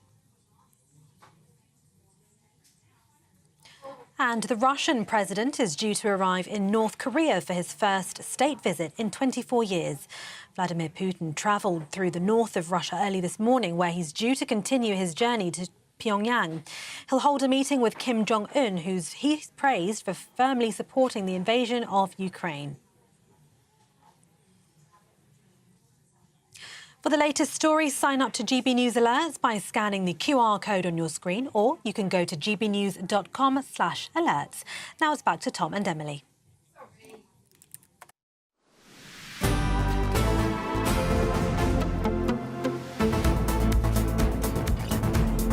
Good afternoon, Britain. It's 8 minutes past 1. Now, we're starting this hour with that breaking news we brought you in the past half hour. GB News can exclusively reveal the number of migrants crossing the Channel since January last year, when Rishi Sunak promised to stop the boats. Well, it's now surpassed 40,000. Yes, this milestone figure was passed today after more than 600 migrants crossed the Channel illegally throughout this morning. Well, Rishi Sunak has responded to these figures when speaking to journalists in North Devon this morning about the general election. Today's the deadline to vote. Why is voting important? Well, this election, there's a very clear choice. The future of our country is at stake. We're living in uncertain times, so people need to decide who's got the clearest plan and the boldest ideas to deliver a more secure future. And the choice is crystal clear. Tax cuts at every stage of your life. If you're in work, if you're setting up a small business and self-employed, if you're a young couple wanting to buy a home, if you're a pensioner, or if you've got a young family, the Conservatives will deliver tax cuts for you. And in contrast, Labour will just put up your taxes, and that's not going to create any financial security for anyone. anyone. And on registering to vote, that's why registering to vote for any party is important. Yes, absolutely, because the future of our country is at stake, and we're living in the most uncertain times that we've seen in this country for decades. And that's why this election is so crucial. And people need to decide who has the clearest plan, who's got the boldest ideas to deliver a secure future for them. And as our manifesto sets out, we want to deliver tax cuts for people at every stage of their lives, in contrast to the Labour Party that just wants to put taxes up. And that's a very important choice for people at this election. We're here in North Devon, which is a very safe, normally a very safe Conservative seat with over 20,000 majority. Why are you here? Is it because your campaign is not going as well as it should be? And are you disappointed that Boris Johnson isn't yet campaigning for the Tory party? Do you feel let down by him? Well, I'm talking to people across every part of our country because I don't take any vote for granted. But specifically, I'm here talking to fishing communities because we're the only party that cares about them. And that's why I'm here. And what you can see is we're taking advantage of our Brexit opportunities to provide almost £1 billion worth of extra fishing opportunities for our fleets here. And if re-elected, we'll recommit to the £100 million seafood fund to support the sector. In contrast, the Labour Party didn't mention the word fishing once in their manifesto. And as we've learnt today, would do a cosy deal with the EU as the price of their greater alignment, which would just mean giving more access to European fleets in our waters. That's a choice for fishing fleets and fishing communities at this election. And on Boris Johnson, do you feel disappointed? He's not yet campaigning for your party. Do you feel let down by him? Well, it's great that Boris is supporting the Conservative Party. I very much welcome that. He's endorsing many candidates in videos and letters which have been coordinated by the campaign. I know that will make a difference. And of course, every week he's making the case in his column and making sure that everyone understands that what a Labour government would do to this country and why it's important that everyone votes Conservative. And I'm glad he's doing that. On small boats, 600 people have arrived today, 40,000 now since you promised to stop those boats. Isn't it time to apologise for this failure of your government? That includes children and babies today. Well, it's desperately sad to see young children being put in these very dangerous situations making these crossings. It just illustrates why we have to stop the boat, something I'm determined to do and have a clear plan to do so. If re-elected as Prime Minister, the flights will go to Rwanda. We will build that deterrent, removing the incentive for people to come here in the first place. That is the only way to solve this problem. And in contrast, Keir Starmer would release everyone that we've detained. Illegal migrants would be on our streets. They wouldn't be on the planes, which would be cancelled. There would be no deterrent. There'd be an amnesty for illegal migrants, would be the soft touch in Europe. Look, I'm the one who gets that this is an issue. I'm the one that's got a plan to do something about it. Keir Starmer doesn't, and that's a choice for everyone who cares about this issue at this election. Well, there we go. Rishi Sunak welcoming the support of Boris Johnson in his columns too. Yes, although not out and about on the campaign trail. Writing letters, sending little videos, writing columns. Will we see more of him? Will we see more of him? So Keir Starmer has also revealed his party's plans to tackle the small boats crisis. The idea of processing claims as close to source as possible is a good idea. And, we've seen that in relation to Ukraine and Afghanistan. That hasn't worked so well in the second of those examples. So we do need to take that action, but we also need to smash the gangs that are running this vile trade, because under this Tory government, they've lost control of the borders. And we will, set up a border security command, a new elite command, with new powers and resources to smash the gangs that are running the vile trade in the first place. Because, as you rightly say, a record number have crossed the Channel this year already. And nobody should be making that journey across the Channel. Keir Starmer there, speaking from the opposite end of the same pub that Rishi Sunak was in, by the looks of it. I know they're in different places, but they do remarkably similar backgrounds. They wouldn't be caught dead together. No, but it's interesting. They're clearly using the same focus groups. Where's best to stand to win over the middle ground in this election? In a pub. In a pub, sometimes a cafe. Yeah. Construction site. Oh, they do love... Both Keir Starmer and Rishi Sunak had the hard hats on yesterday. Keir Starmer was in a port, Rishi Sunak was at a construction site. There were sort of more high-vis vests than you could know what to do with, really. Now, this Stop the Boats pledge, very difficult for Rishi Sunak to claim that the Conservatives will stop those boats when 40,000 have crossed since his pledge. But then Keir Starmer, a little light on detail when it comes to how they'll solve the problem. Emily, he says he's going to smash the gangs. Smash the gangs. I mean, what more detail do you need? Well, there you go. On to the election campaign. Boris Johnson has appeared on social media. He's backing the Tory party ahead of the general election. Yes, the former Prime Minister has endorsed certain candidates with a warning to voters over giving Labour a generation in power with a supermajority. It's also being reported that thousands of letters signed by Mr Johnson are to be sent to voters this week. Well, joining us now is Richard Morley, Deputy Leader of Rejoin EU Party. Richard, well, I'm not sure. Do you have a thought on Boris Johnson? Would he be able to garner some votes? He did, you know, get Brexit done.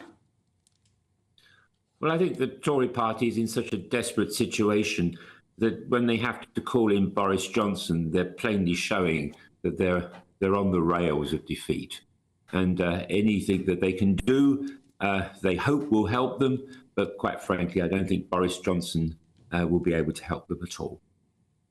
It's interesting, of course, because these letters that Boris Johnson is said to be signing are going to be sent to reform voters. Clearly, the idea here from Conservative campaigners is to reunite the right. Because it's interesting, looking at the numbers that the Labour Party has on, it looks like Keir Starmer's going to win this election, potentially on a lower share of the vote than Boris Johnson achieved 5 years ago, and he's just going to sail to victory because of the split in the other lot. Well, I think that is perfectly accurate what you're saying. And personally speaking, I think this is a very good thing. I think Nigel Farage has heralded the way towards a split in the original two-party system, which Britain has had for such a long time.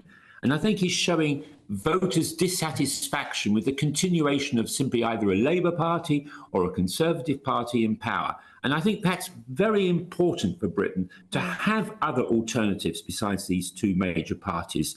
And I think Nigel Farage is doing a damn decent job of showing the inadequacies of both the main parties.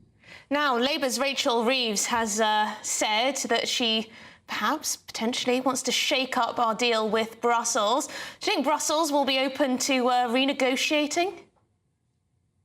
Well, I think what we've heard from Brussels recently is that it's not terribly keen on having Britain back in the EU at the moment. One hopes that situation will change, but I think we've got to do more than simply just apply to rejoin the EU were we to take that political stance. We've actually got to make Britain attractive again for the EU to consider our membership. And at the moment, we have to see what this election pulls together. We have to see what the outcome is. But obviously, we're going to have a Labour victory, and we're going to have a very substantial vote for reform. Whether, of course, that actually transmits into seats for the Reform Party, that's another very interesting thing. Just one little question before we finish up. What do you mean by more attractive? Presumably, we're going to have to offer more things to the EU. Would that be freedom of movement in the Schengen area, more than we had before? Would it be taking on the euro as our currency? I think political stability is what will make Britain look more attractive to the EU. At the moment, of course, we've had a Conservative Party that has frankly gone through the most amazing adventure, shall we say, for the last 5 years in taking us out of Europe, promising us so much that Brexit would deliver. Plainly, it hasn't delivered that. Plainly, the public are now very dissatisfied with that.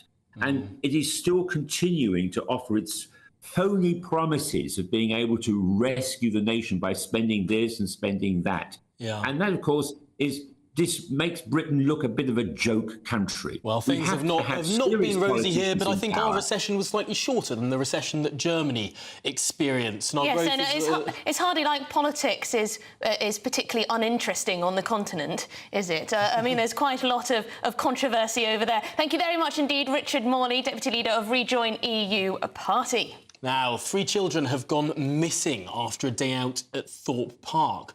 They were last seen walking away from the theme park in Surrey on Sunday. Well, this is very worrying indeed. Let's go over to our reporter Charlie Peters, who is at Thorpe Park for us. Charlie, tell us exactly what we know. All right, so yesterday at 3:17, as far as we understand it from Surrey Police, they said that 3 children left here at Thorpe Park from these main gates and went towards Staines town centre. Those children are Malik, aged 7, Amelia, aged 9, and Candy, aged 14. Now, Candy, the 14-year-old, is being described by Surrey police as black, 160 centimetres tall, slim. And they said that she was seen wearing black jogging trousers, a white top, white trainers, and was wearing also black glasses and bracelets on both wrists. Now, she left here at 3:17 alongside 9-year-old Amelia, who was seen wearing grey jogging bottoms, a grey top with the word believe on the front, and also wearing white trainers. Now, she's described as European, 110 centimetres, and also slim. Now, the 7-year-old Malik is her brother. That's what Surrey police are saying. He also was part of the trio leaving here at 3:17 yesterday. He's also described as European, 110 centimetres and slim. He was seen wearing black jogging bottoms, black trainers and a green long-sleeve top with stripes on it. Now, Thorpe Park say that they handed over their CCTV footage of those children leaving at 3:17, but it wasn't until 7 p.m. that Surrey police said that they received a missing persons notice about the trio. And there are also some conflicting reports about where they might have gone, because the police force said that they were seen heading towards Staines town centre, which is about a 50 to an hour's walk from this location, and they were believed to have gone onto London. There are about 7 trains an hour from Staines to central London, most of them direct to Waterloo in just half an hour. Some go via Hounslow. But also there are some other reports saying that they went in the opposite direction towards Chertsey, which is closer to the theme park here, where those 3 children spent the day yesterday. They've been seen reportedly in CCTV at a flower shop at 3:50 yesterday. Well, Surrey police are saying that if you have any information on these 3 children as to where they are at the moment, then please contact us by quoting PR/4524. Well, Charlie, thank you for that. It's such an extraordinarily desperate story, and we really hope that these 3 children can be discovered. Really concerning stuff there. Yes, well, coming up, we're going to be debating whether pop stars should simply stay out of politics. Why are we asking this? Well, Sir Rod Stewart had to defend his show of support for Ukraine during a concert in Germany last week. So we're asking, should pop stars stay out of politics, or is it their right to have their say? You're watching Good Afternoon Britain. We're on GB News.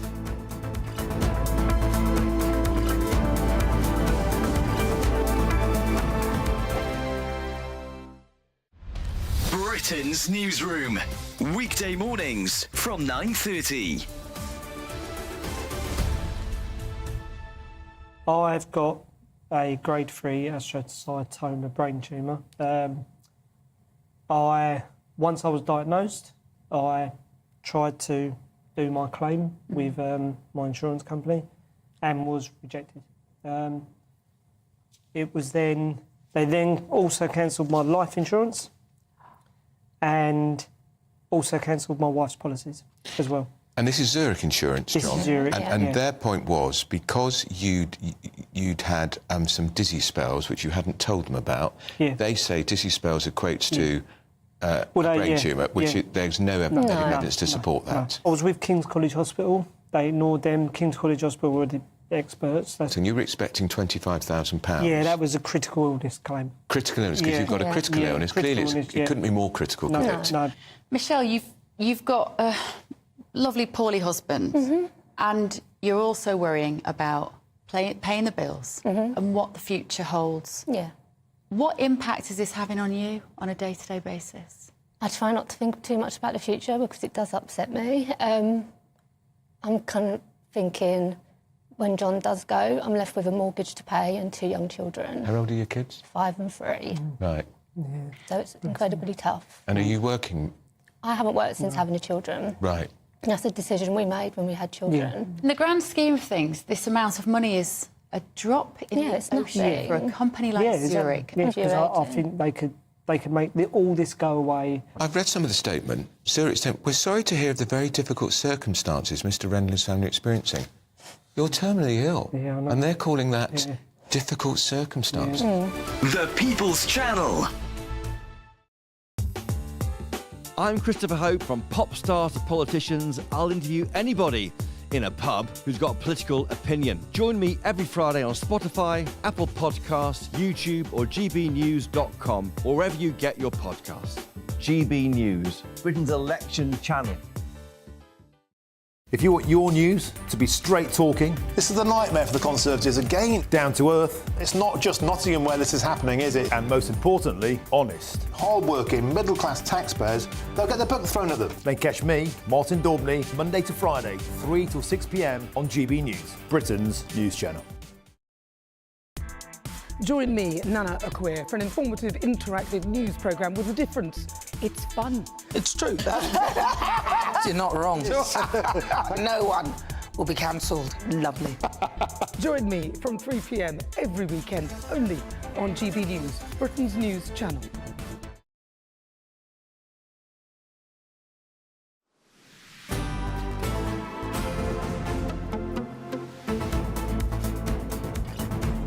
Good afternoon, Britain. It's 25 minutes past 1.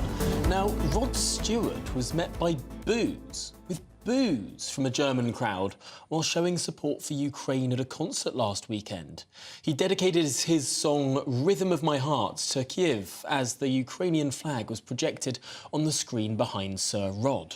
Yes, while photos of the Ukrainian President Volodymyr Zelensky were also shown at the concert, much to the dismay, apparently, of booing fans. Well, does this show more about Rod Stewart or more about the German audience? Let's speak now with the showbiz reporter Stephanie Takey, who thinks celebrities should not be staying out of politics, and political commentator Emma Webb, who thinks they should. Emma, let's start with you. What's wrong with showing a Ukrainian flag? Look, let's first park the fact that I am pro-Ukraine. I do, to a degree, agree with Rod Stewart on this issue. So let's park that because that's besides the point. But ultimately, you know, these people have paid for over €100 for this ticket. They shouldn't be lectured or preached to by the person that they're going to see, and it's also an issue, you know, within the broader sort of political climate. Look, we know that this is quite contentious in East Germany. They're more critical than the rest of Germany. Polling has found that almost a half of them think that too many weapons are being sent to Ukraine. So this is a contentious issue in East Germany, where Leipzig is. It didn't happen in Hamburg. Apparently not the whole audience booed. Some of the people in the audience apparently applauded against the booers. So I think that this is complex political issue in the context of East Germany, but also I think it creates this atmosphere where other artists feel that they're compelled to preach to their audiences, where many people will have just paid for these tickets because they want to escape real life, they want to watch a musician performing their art that they enjoy, and they shouldn't have political issues shoved down their throats. I mean, Stephanie, is it safer for artists just to, you know, get on stage, sing their songs, play their music, and just leave politics, foreign affairs, geopolitics, you know, at the door? No, that's absolutely boring. In this day and age, we all have a right to freedom of expression, and even more so when you're an artist and you've got a big platform where you can make a change. If you are actually a dedicated Rod Stewart fan, you would know that he's been talking about the war in Ukraine over the past 2 years. It's a subject that he feels about greatly, deeply. You know, he's even homed refugees from Ukraine, build them a home, furnish them for them to have a better lifestyle. So if you support Rod Stewart, you will know that when you go to his concert, it's Rod Stewart's concert. It means he decides what he's going to dictate about and what he's going to talk about and what he's going to sing about. And Ukraine, unfortunately, has been one of those issues where it's yet to be resolved. And I think if you are a celebrity and you have a big platform in this day and age, you can't just be an artist anymore and not stand for anything. Your real fans will appreciate that, and the ones who are going to be critical, I guarantee you they will still go and see Rod Stewart at another concert because they appreciate his music. Yeah. We can't just think celebrities and artists now are people who don't have any trail of thought or opinion on what's going on in the world. It's happened from the 60s, the 70s, the 80s, and it's even going to happen even more so in this day and age of social media. Yeah, I mean, Emma, if we park Rod Stewart, because, of course, our government policy is to support Ukraine and it's not, you know, the most controversial necessarily topic, not necessarily even political, one might argue.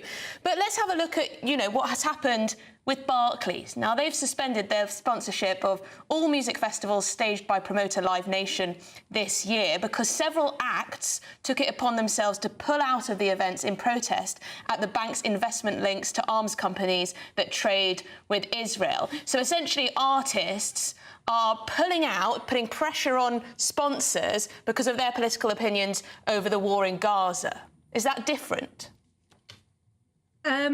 Look, I think it's an atmosphere of art becoming politicised, and that's what you're seeing in the decision to pull out. You know, it's not just about the music anymore. Everything has to be about politics. Everything is political. And now Stephanie's right. Rod Stewart does put his money where his mouth is, and he has been very supportive of Ukrainian refugees. But having a giant picture of Zelensky up behind you on stage, particularly, it's maybe not so controversial here in the UK, but it is more so in East Germany. I think that this is lecturing to the crowd, and I do think, of course, everybody has a right to freedom of expression. Our artists also do have their opinions, but there's a time and a place, and there's a way to do it. And what Rod Stewart did was a political stunt. It was hectoring. It was lecturing to anybody in the crowd who didn't agree with him. It was using the platform to push a particular perspective on the crowd. And now that's not to say that, of course, he is entitled to his opinion and he's entitled to put his money where his mouth is and do whatever he likes in support of Ukraine more generally. But actually what we're seeing here is a much broader issue, as you mentioned there, Emily's, with Barclays Bank, of the politicization of art. And it's always a politicization down a particular, let's say, orthodox line, progressive orthodox line. And I just think that in all of that, the art itself gets lost and fans are sick of it. Okay. They want to go to see the music. Okay, Emma, we're running out of time, so just a final word to Stephanie. Well, I just think, you know, in this day and age now, there's so much transparency. I think a lot of people tend to think celebrities are, you know, they're just kind of about show and tell, but I don't see it as lecturing. I see it actually informing people and making sure that both artists and both people who do go to this show, ignorance is no longer bliss in this day and age. We all have to be aware what's going on. And if people have got platforms where they can speak about what's going on and they want to make a stand, they should have every right to do so. Well, there you go. Thank you very much. Very interesting points made on both sides. Stephanie Tecci and Emma Webb, thank you very much indeed. Let us know what you think at home about this. If you go to a concert and they start talking about geopolitics and foreign affairs and who they're going to vote for at the next election, what's your reaction? What's your reaction? You fed up with it all? It does seem to be. I mean, Glastonbury coming up. There'll be a lot of politics. They have the Red Tent, yes, where Jeremy Corbyn used to hang out and make his speeches. Well, I didn't go to the Red Tent. You didn't just like have a bit of a curious Have a look. little bit, yes. Yeah. See what I think. Jeremy Corbyn was there making various speeches, and you were precisely the other end of the site. It does tend to be sort of the left-wing bias, does it not, with the celebrities? Oh, goodness me. Well, much more to come up on the show, including Labour's confusion over their football transfer tax. Shadow Minister will shed light on all of this, but before that, let's get your very latest news headlines.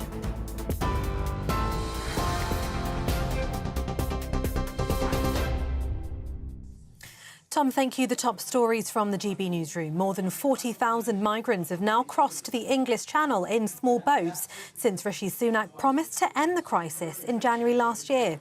GB News can reveal that the figure was passed today after more than 600 migrants made the crossing earlier this morning. Prime Minister Rishi Sunak says children are among those in the boats, which he describes as desperately sad and evidence for why the Rwanda policy is needed. A review has found that 4 detectives who ran the first investigation into the murder of Stephen Lawrence should not face criminal charges. It found there was insufficient evidence and no real prospect of conviction. Stephen Lawrence was murdered in 1993 in a racist attack in South London. The initial investigation was harshly criticised and failed to bring anyone to justice. The Labour Party says it'll bring face-to-face banking back to the high streets with 350 new banking hubs in towns and villages. It would see staff from several banks sharing the same space, helping fill gaps left by branch closures.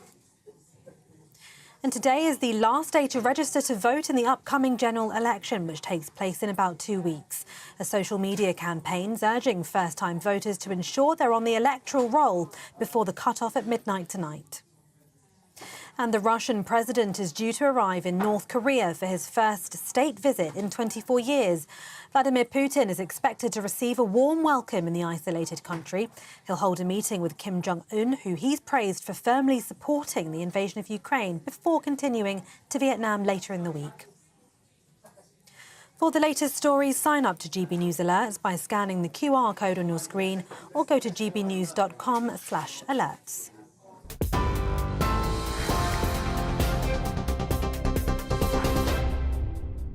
Cheers Britannia Wine Club proudly sponsors the GB News Financial Report. Here's a quick snapshot of today's markets. The pound will buy you $1.2676 and 1.1831 euros. The price of gold is £1,826 and 48 pence per ounce, and the FTSE 100 is at 8,182 points. Cheers Britannia Wine Club proudly sponsors the GB News Financial Report.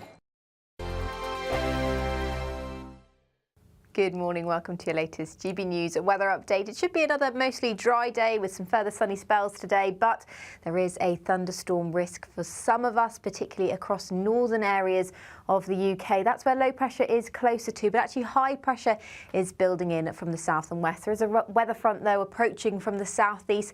That could bring some light rain just to the likes of Kent through this afternoon, but I think most of it should stay away to the continent. But there is this thunderstorm risk, particularly across northern areas of England and down towards the Midlands as well. We could see up to 20 millimetres falling in a short space of time, and a risk of hail as well. So it's a bit cooler today. We've got a northerly wind across parts of Scotland and a bit more cloud around compared to yesterday. It will cloud over through this afternoon after a fairly bright start to the day, and that thunderstorm risk is going to continue into this evening as well. So this northerly wind across Scotland means temperatures are only about 10 or 11 degrees at best here, and there will be some drizzly rain across the Northern Isles, but it's the heaviest rain that's likely across northwestern areas of England. As I said, we could see 20 millimetres of rain. There's risk of hail, lightning as well, but it should stay dry and bright for many southern areas, and in the sunshine it's still feeling fairly warm with quite light winds through today. Now, overnight tonight, things will dry out. The thunderstorms will ease, so for many of us it will be a clear and dry night with plenty of clear skies developing. And it will be a slightly fresher start tomorrow, particularly for parts of the northwest. We could see a rural grass frost, but for most of us, we'll be at around 10 degrees to start the day. And there will be more brightness on the way for Wednesday. Wednesday's actually looking like a drier day on the whole, more widely across the UK. There is a weather front approaching from the northwest through the day, and that will bring cloudier skies to the Western Isles, the Highlands of Scotland and the Northern Isles, perhaps parts of Northern Ireland later on in the day. But for most of us, dry, bright and feeling fairly warm in the sunshine, temperatures climbing towards 23 degrees. The latest GB News travel. Hello again to you, I'm Jules Buckley. There's some queues on the southbound M1, just away from junction 35 at Rotherham, down towards Meadowhall junction 34. Not 4-lane stretch of motorway there, 2 lanes are combed off, there's a breakdown and it's causing delays. Leicestershire eastbound A14 is currently part blocked from the M1 at 19, that's the Catthorpe interchange, through towards junction 1 for Welford, queuing for about 3 miles at the scene of a collision. A couple of road issues in London this lunchtime. Greenwich, the northbound A102 still queuing for the earlier breakdown at the Blackwall Tunnel. The lanes are back open now, all of them, but are still slow back towards Blackheath at the Sun and the Sands, and the Cambridge Heath Road northbound in Whitechapel. The 107 shut between Mile End Road and Darling Row, and that's due to a serious collision. That's the latest. You can stay up to date throughout the day by visiting our website gbnews.com.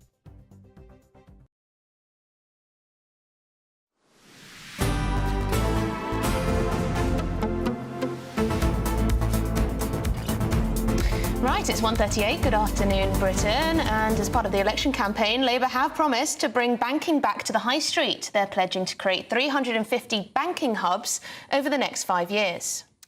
They say that the closure of 6,000 banks since 2015 has contributed to the creation of what's known as ghost high streets across Britain. Well, Labour have announced that they will give new powers to the Financial Conduct Authority and strengthen regulation to support the UK's largest cash machine network. We like cash. Well, joining us now is Sarah Jones, the Shadow Minister for Industry and Decarbonisation. And Sarah, it sounds lovely, but frankly, how would this work and would it cost the Treasury money? No, it's not going to cost additional money. There is already guidelines, as you've just alluded to, that support people having access to cash and banking services in our towns. We want to make that statutory and work with the industry to make sure this can work. Now, I don't think anybody will disagree with the fact that our high streets need change. We have so many high streets where the shops are closing, people are feeling insecure, they're not feeling safe, and we need to bring our shops and our businesses back. So we have a whole raft of measures alongside these banking hubs to do things like put more police on our streets in our town centres, guaranteed and not taken away anywhere else, do things like reform business rates. And then a banking hub is really important for lots of people, particularly people who've got small businesses or people who are vulnerable. They don't necessarily use internet banking in the way that most of us do. They need somewhere to go so that they can do their transactions, get some advice, get some support from real people. So, are the banks up for this? Have they told the Keir Starmer and the Labour Shadow Cabinet that they want to do this? Because at the moment they're closing high street banks. So where's the evidence to suggest that they're willing to put time, resources, money into these types of banking hubs? Yeah. So these kind of hubs, you can pool resources. You don't have to have a bank for Barclays, NatWest, others are available separately on the high street, so their costs will be much lower. And we have seen some of these banking hubs set up. They do exist in some parts of the country. We just want to do it at scale.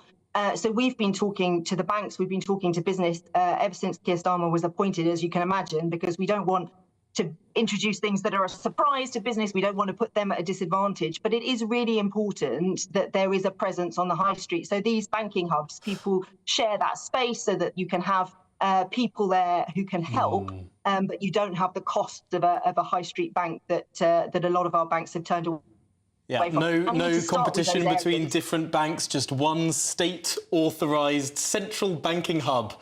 It sounds a bit monopolistic. It's not a state-authorised banking hub. It's a place where people can come and get support, which we know they need. I mean, my mum, for example, I'm sure you're similar. She can do so much on an app, but she can't do all of it. It's much better to have somewhere where you can go and see people face to face. Yeah. Well, Sarah, I wanted to also talk about this confusion over a football tax, a transfer tax, because there seems to have been a bit of confusion in the Labour campaign about this in the last 24 hours. Firstly, your Shadow Culture Minister, Thayam Demarer, said she was looking at this tax on football transfers in the Premier League. And then less than 24 hours later, Sir Keir Starmer comes out to say that you're not looking at this tax. It seems like there's confusion in the campaign. No, we're not. There is nothing that we are saying in terms of tax beyond what you will read in our manifesto. We have no plans for a transfer. Why did your Shadow Culture Minister seem to think that there was an idea to introduce this tax?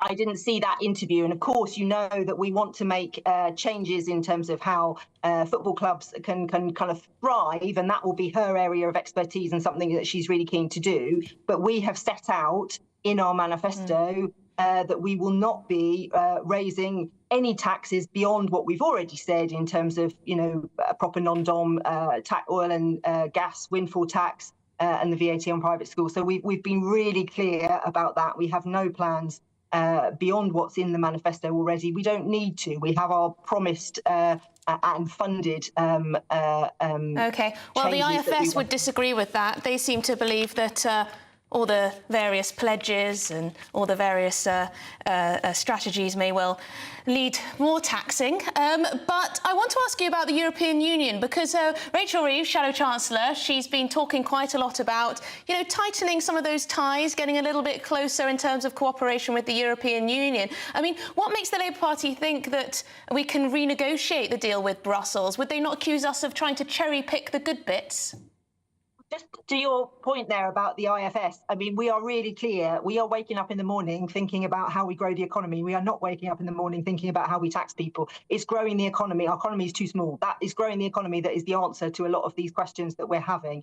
On the EU, we have our absolute red lines. Of course we do, in terms of, we are not going back. We want to make Brexit work. We're not going to have single market or customs union or any of those things. When I have conversations with businesses, which I do, which Rachel does, which everyone in an economic brief and others too across the front bench, people say there are bumps in terms of how we can trade. There are issues where we want to look at how we can make things smoother. And of course, that means we need to have conversations with our colleagues. And I think the kind of relationships we had with Europe, perhaps particularly under Liz Truss, where she wouldn't even say whether the French were friends or foe, those kind of, this is childish behaviour. We need to be grown-ups, have a good relationship with our near neighbours, as well as doing all the other things we want to do. I just think people want a little bit more detail. I think people want a little bit more detail on what our relationship with the European Union will look like under a potential Labour government. I think that's a fair enough question to ask. I think a relationship will, I hope, be a grown-up one, be pragmatic, based on how we can trade easily and make sure people can bring investment into this country and bring investment and exports out of this country. Just lastly, Sarah, yes. Could you rule out then, as of course not being a member of the single market, could you rule out not being a rule taker from the EU when it passes new legislation, not automatically taking those rules? I think that's something that people are concerned might happen under Labour. Yeah, and I think, look, this whole Brexit debate came back to people feeling like they wanted control with our country, and we don't disagree with that at all. We don't want to Can you rule it out? Taking rules. We will not be taking rules that are not helping us. What I'm talking about is having a good relationship with our neighbours, a friendly relationship with our neighbours, where we can boost our trade and where we can help our businesses to thrive. Not taking rules that aren't helping us. I see a little qualifier there, but I think we've all got No qualifier? OK, Sarah Jones, Shadow Minister for Industry and Decarbonisation. Really appreciate your time. Good to talk to you. I just think in order to negotiate with the European Union, they expect you to give up certain things. If you want to have a tighter relationship, a closer relationship with the European Union, then it's, Anyway, has the Match of the Day presenter Gary Lineker broken the BBC guidelines yet again? What has he done this time?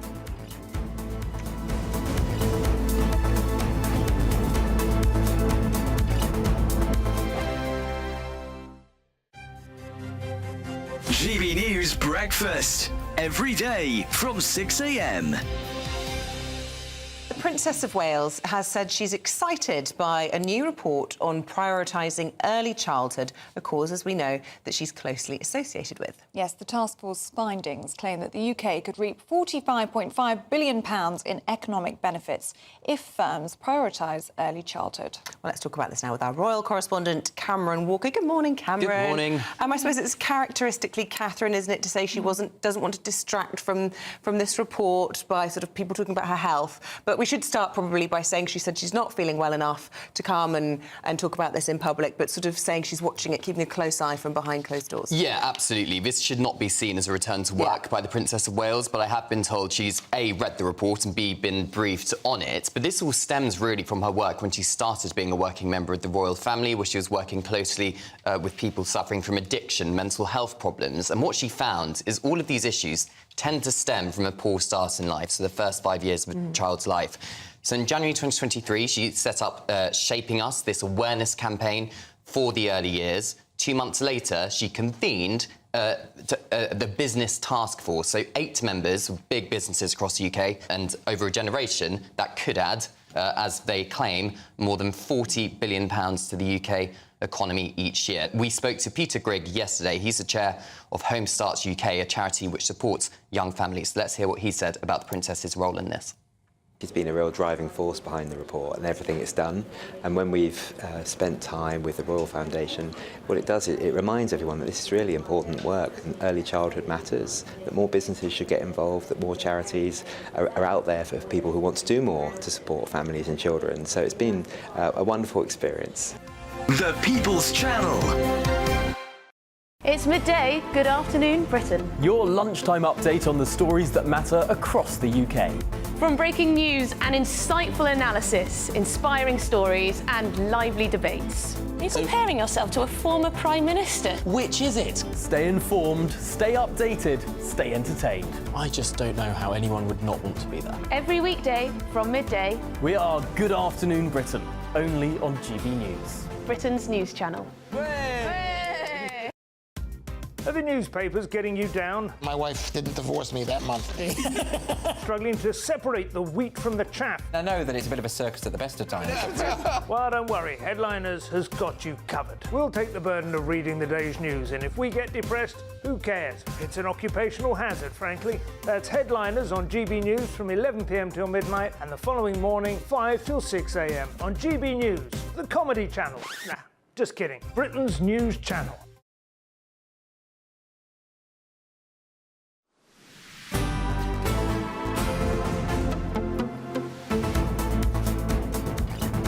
Right, it's 1:50. Good afternoon, Britain. Now, Gary Lineker appears to have broken BBC guidelines, again, arguably, after wearing his own range of next menswear during coverage of England's Euro 2024 opener against Serbia. Well, Gary was wearing a light green T-shirt in the build-up to England's match against Serbia before putting on a sage jacket later in the night. The BBC guidelines read, presenters or other individuals must not appear on air wearing clothing or using products or services which they have agreed / been contracted to promote, advertise or endorse, or in which they have a specific financial interest. Well, goodness me, it does seem that in a strict reading of those rules, it would seem that Mr Lineker has a financial interest in the clothes in which he was wearing. But it could have been an innocent and honest mistake. Well, he was wearing the green shirt and jacket combo. The Daily Mail says he was being modelled by Mr Lineker. This is on Next's online store, and they retail at £16 and £55 for the combo that he was wearing. Well, but you know, Gary Lineker, he likes to stretch the rules, doesn't he? Particularly when it comes to the rules around talking about politics or showing political bias on air at the BBC. Now he's wearing his own range. Well, could it be that it's just the clothes he had in the morning, just didn't really think, threw them on, went off casually to his job talking about football? I mean, is that a reasonable path? Well, he's previously told OK Magazine, I've always got my own clothes and I've always dressed myself on television. There's no wardrobe budget at BBC Sport, so we all dress ourselves. So there we go. I'm so sorry. Benefit of the doubt for Gary? There's no wardrobe There's no wardrobe. That is so... do you know what? I was a little bit sceptical, but now I know that he has to pay for his own clothes out of his own salary. I am... Honestly, my heart bleeds. It really, really does. I'm so sorry to have ever even thought about questioning the issue here, the story here. My goodness.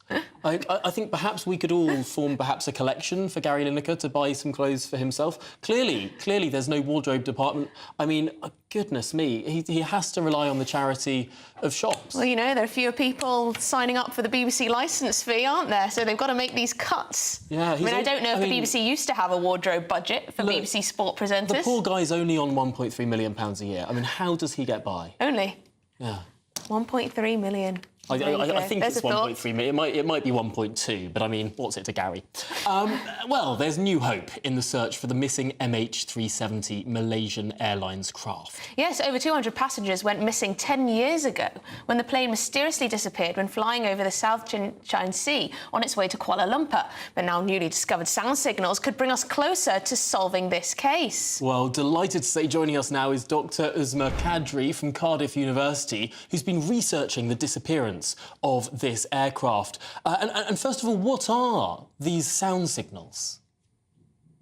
Yeah, good afternoon. So these sound signals are sounds that would propagate when you have an impact on the ocean surface. They can travel long distances, just as we see in the case of a previous crash, the F-35A. Which the signal traveled more than 3,000 kilometers away. So the hope is to make field experiments along what is called the seventh arc, which is the the last communication with the satellite. So these field experiments could give us some clue about the nature of the signals that we should be expecting from what is called hydrophone stations, which is basically underwater microphones. And Dr. Starmer, this was the most extraordinary mystery. 10 years. Absolutely, yeah. It has been the largest aviation mystery of all times. There have been lots of efforts by many people trying to solve this mystery. Hopefully, with a little help from different pieces from different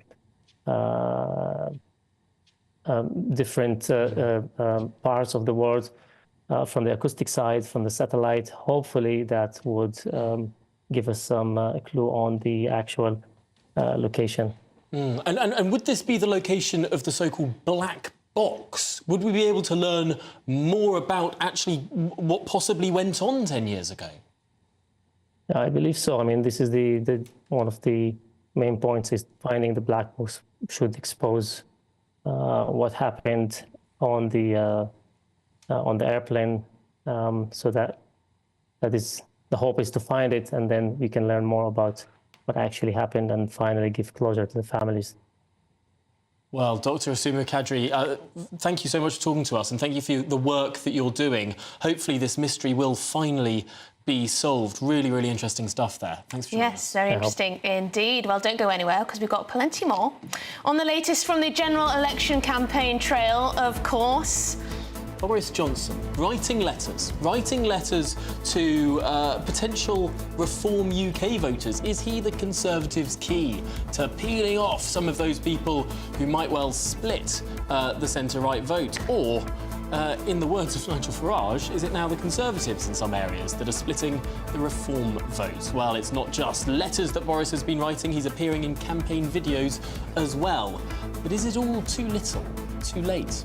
Yes, and Nigel Farage, we may have some updates for you on all of this vetting issue. Candidates being accused of lots of liking posts and being friends with XYZ person on Facebook and the like. He's accusing the vetting company of not doing a decent job. Curious. It's a strange argument to make in the middle of a general election campaign that your candidates haven't been vetted well enough, but you know what? Each their own. We'll be getting to that and much, much more after this.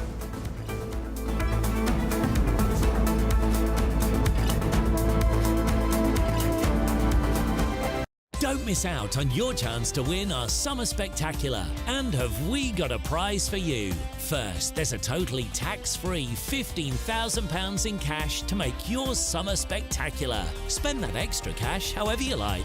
You'll also win a brand new iPhone, Apple AirPods, and if that wasn't enough, a £500 voucher to spend at your favourite UK attraction, so you can enjoy amazing days out this year. For another chance to win the iPhone, treats, and £15,000 cash, text prize to 63232. Text costs £2 plus one standard network rate message. You can also enter online at gbnews.com/win. Entries cost £2, or post your name and number to GB06 PO Box 8690 Derby DE1 9TT.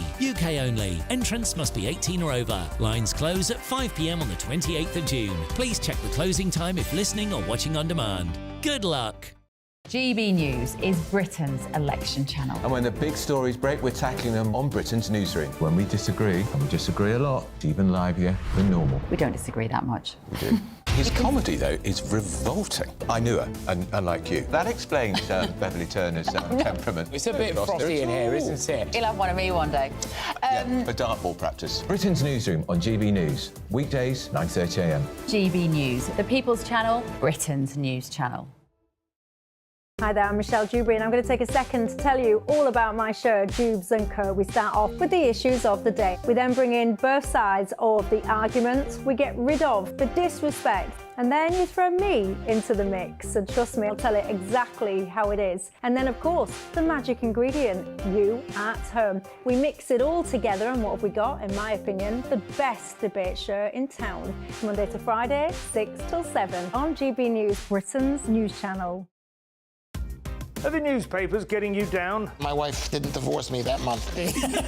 Struggling to separate the wheat from the chaff? I know that it's a bit of a circus at the best of times. Well, don't worry, Headliners has got you covered. We'll take the burden of reading the day's news, and if we get depressed, who cares? It's an occupational hazard, frankly. That's Headliners on GB News from 11 p.m. till midnight, and the following morning, 5 till 6 a.m. on GB News, the comedy channel. Nah, just kidding. Britain's news channel.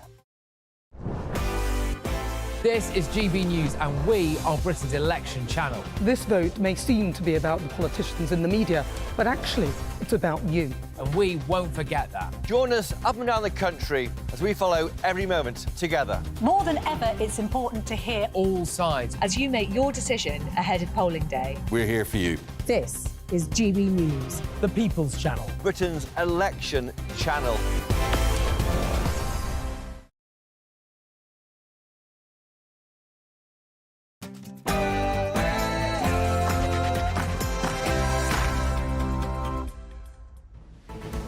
Good afternoon, Britain. It's 2 o'clock on Tuesday, the 18th of June. I'm Tom Harwood.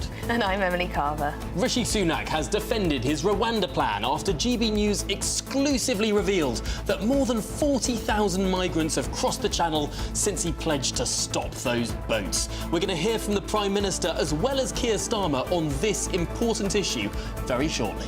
Plus, he's back. Boris Johnson is getting behind the Tory election campaign, urging voters not to give the Labour Party a generation in power. Can the ousted Prime Minister rescue the Conservatives? And is Keir Starmer planning closer ties to the EU if he gets his keys to number 10? Or indeed, is he planning to tax football as well? Well, there are glowing signs that Labour want to renegotiate the UK's relationship with Europe and maybe the Premier League's relationship with itself. We're going to examine both those ideas and what they might entail.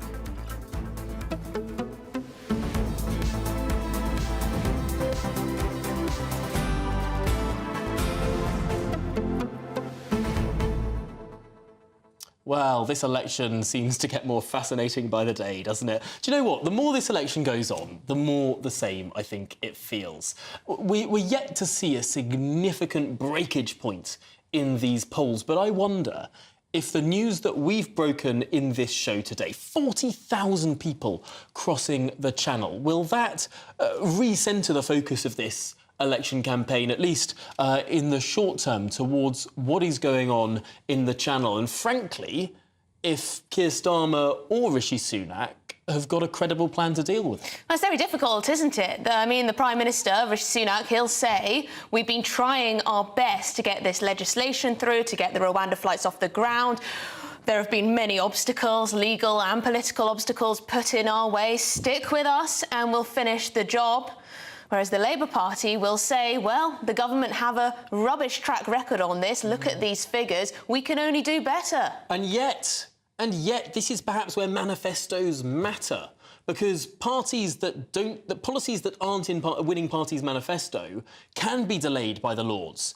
I mean, if the Rwanda plan was in the 2019 Conservative manifesto, which it wasn't, then there wouldn't have been that long, protracted period of the House of Lords trying to sort of fiddle with it, delay it, water it down, all the rest of it. Perhaps it would have been up and running by last summer rather than this summer. That's why what goes into these manifesto documents is so important, because in terms of the passage of legislation through Parliament, it can really affect that. Well, gbnews.com/your say is the way to get in touch. Please do. But after the headlines.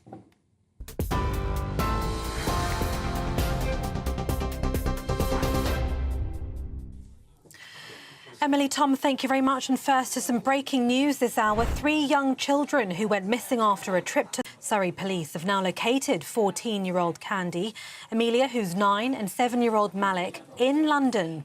They'd been reported missing just after 7 o'clock last night. Thorpe Park says it worked closely with police to establish the children's last known movements. Police say they are now safe and thanked members of the public who offered their assistance. In other news, more than 40,000 migrants have now crossed the English Channel in small boats since Rishi Sunak promised to end the crisis in January last year. GB News can exclusively reveal that the figure was passed today after more than 600 migrants made the crossing earlier this morning amid improved weather conditions. Labour leader Sir Keir Starmer highlighted his party's plan to take swift action. I think the idea of processing claims as close to source as possible is a good idea. We also need to smash the gangs that are running this vile trade, because under this Tory government, they've lost control of the borders. And we will, set up a border security command, a new elite command, with new powers and resources to smash the gangs that are running the vile trade in the first place, because, as you rightly say, a record number have crossed the Channel this year already, and nobody should be making that journey across the Channel. But the Prime Minister insists his government's plan is working and a deterrent is needed to curb the number of crossings.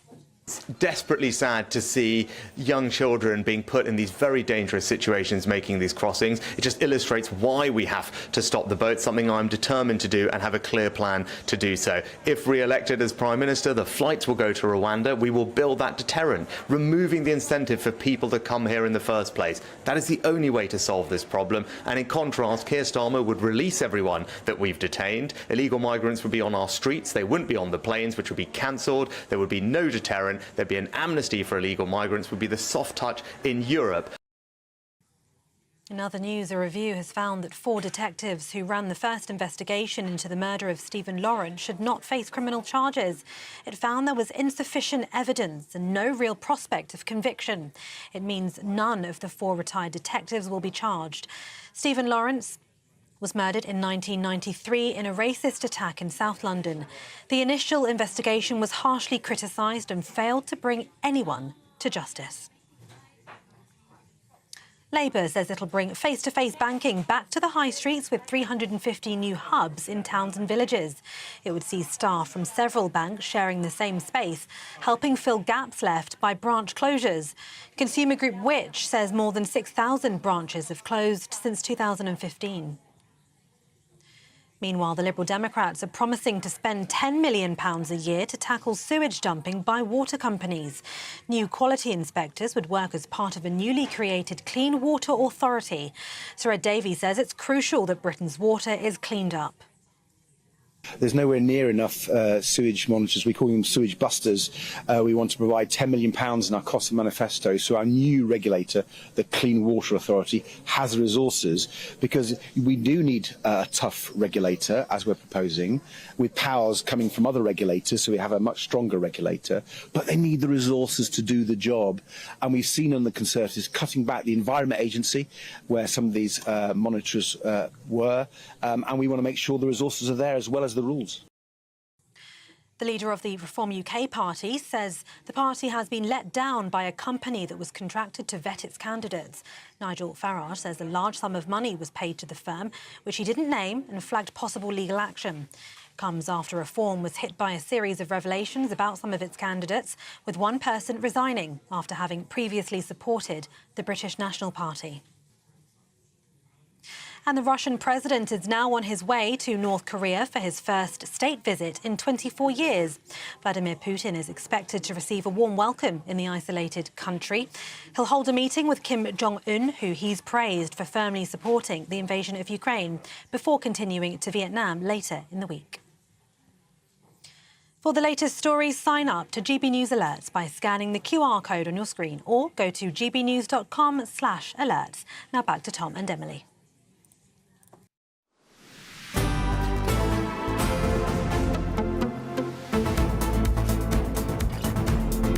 Good afternoon, Britain. It's 7 minutes past 2 now. Let's get straight to that breaking news. 3 young children who went missing after a trip to Thorpe Park have now been found safe and well. Excellent stuff. Let's go straight to our reporter, Charlie Peters, who's on the ground. Charlie, tell us. Hi there. So, yes, all 3 found safe and well in London after they were reported missing after going to Thorpe Park in Chertsey on a day trip yesterday. They were reported missing at 7 p.m, but these 3 children had left the Thorpe Park area at 3:17. Now, initially, Surrey police said they thought that they had headed towards Staines-upon-Thames, an hour's walk left out of the exit from Thorpe Park, but instead, more conflicting reports were released earlier this morning saying that actually they'd gone towards Chertsey and they'd visited this florist in Chertsey at about 3:50 yesterday. We've seen some CCTV footage from the florist in the last hour, and they asked for directions to Chertsey train station.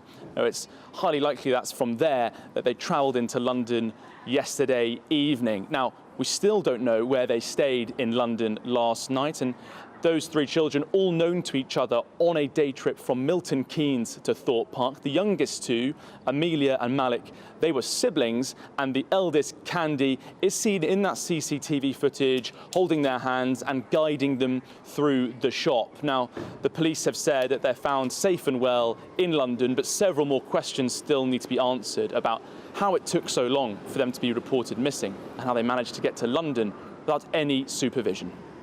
Charlie, is this a case of naughty children disappearing off, or could there be something more sinister here?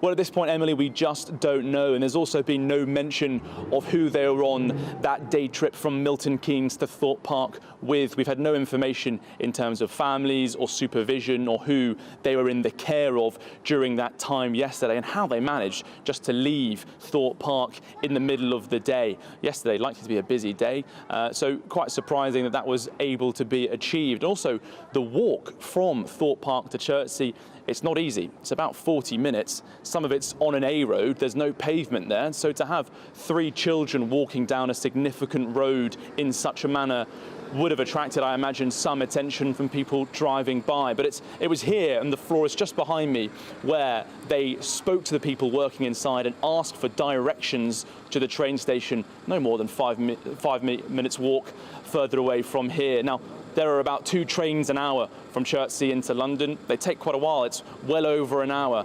And that likely would have played into the Surrey police plan for getting a further bit of information as to where they could have gone in central London.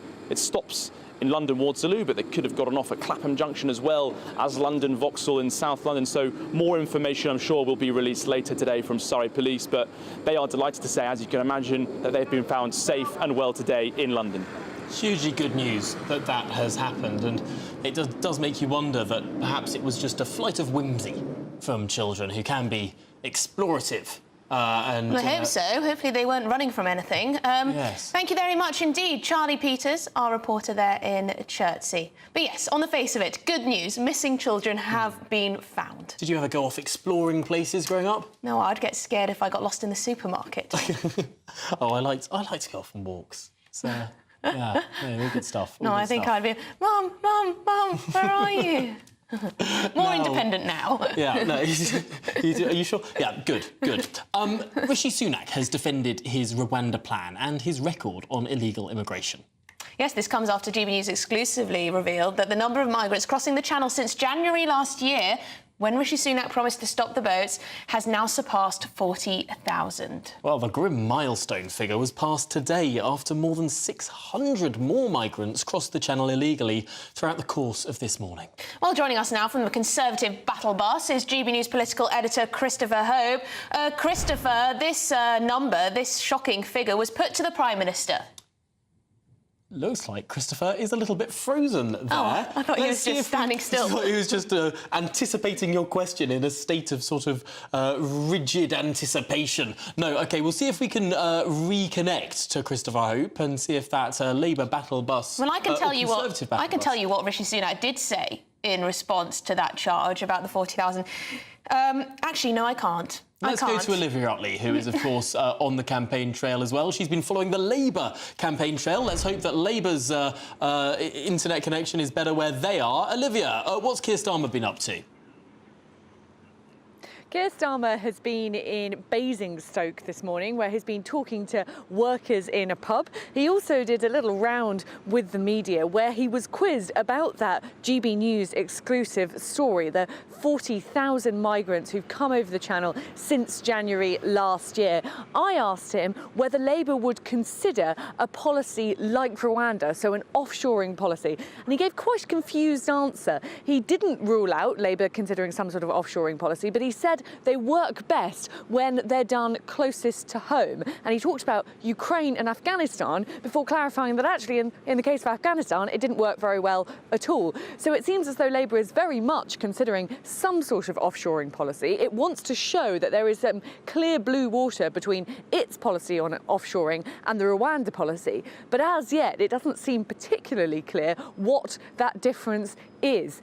He was also put on the spot a little bit about fuel duty. Now, there seems to be some discrepancy here between what some shadow cabinet ministers are saying and what Rachel Reeves, the shadow chancellor, is saying. Wes Streeting, who's a known car enthusiast, has essentially said that he thinks it is unlikely that the Labour Party would hike fuel duty, but Rachel Reeves, the shadow chancellor, hasn't ruled it out. What is going to be Labour's final answer to this? Because it will be very, very important to millions of motorists across the country and GB News viewers, most importantly.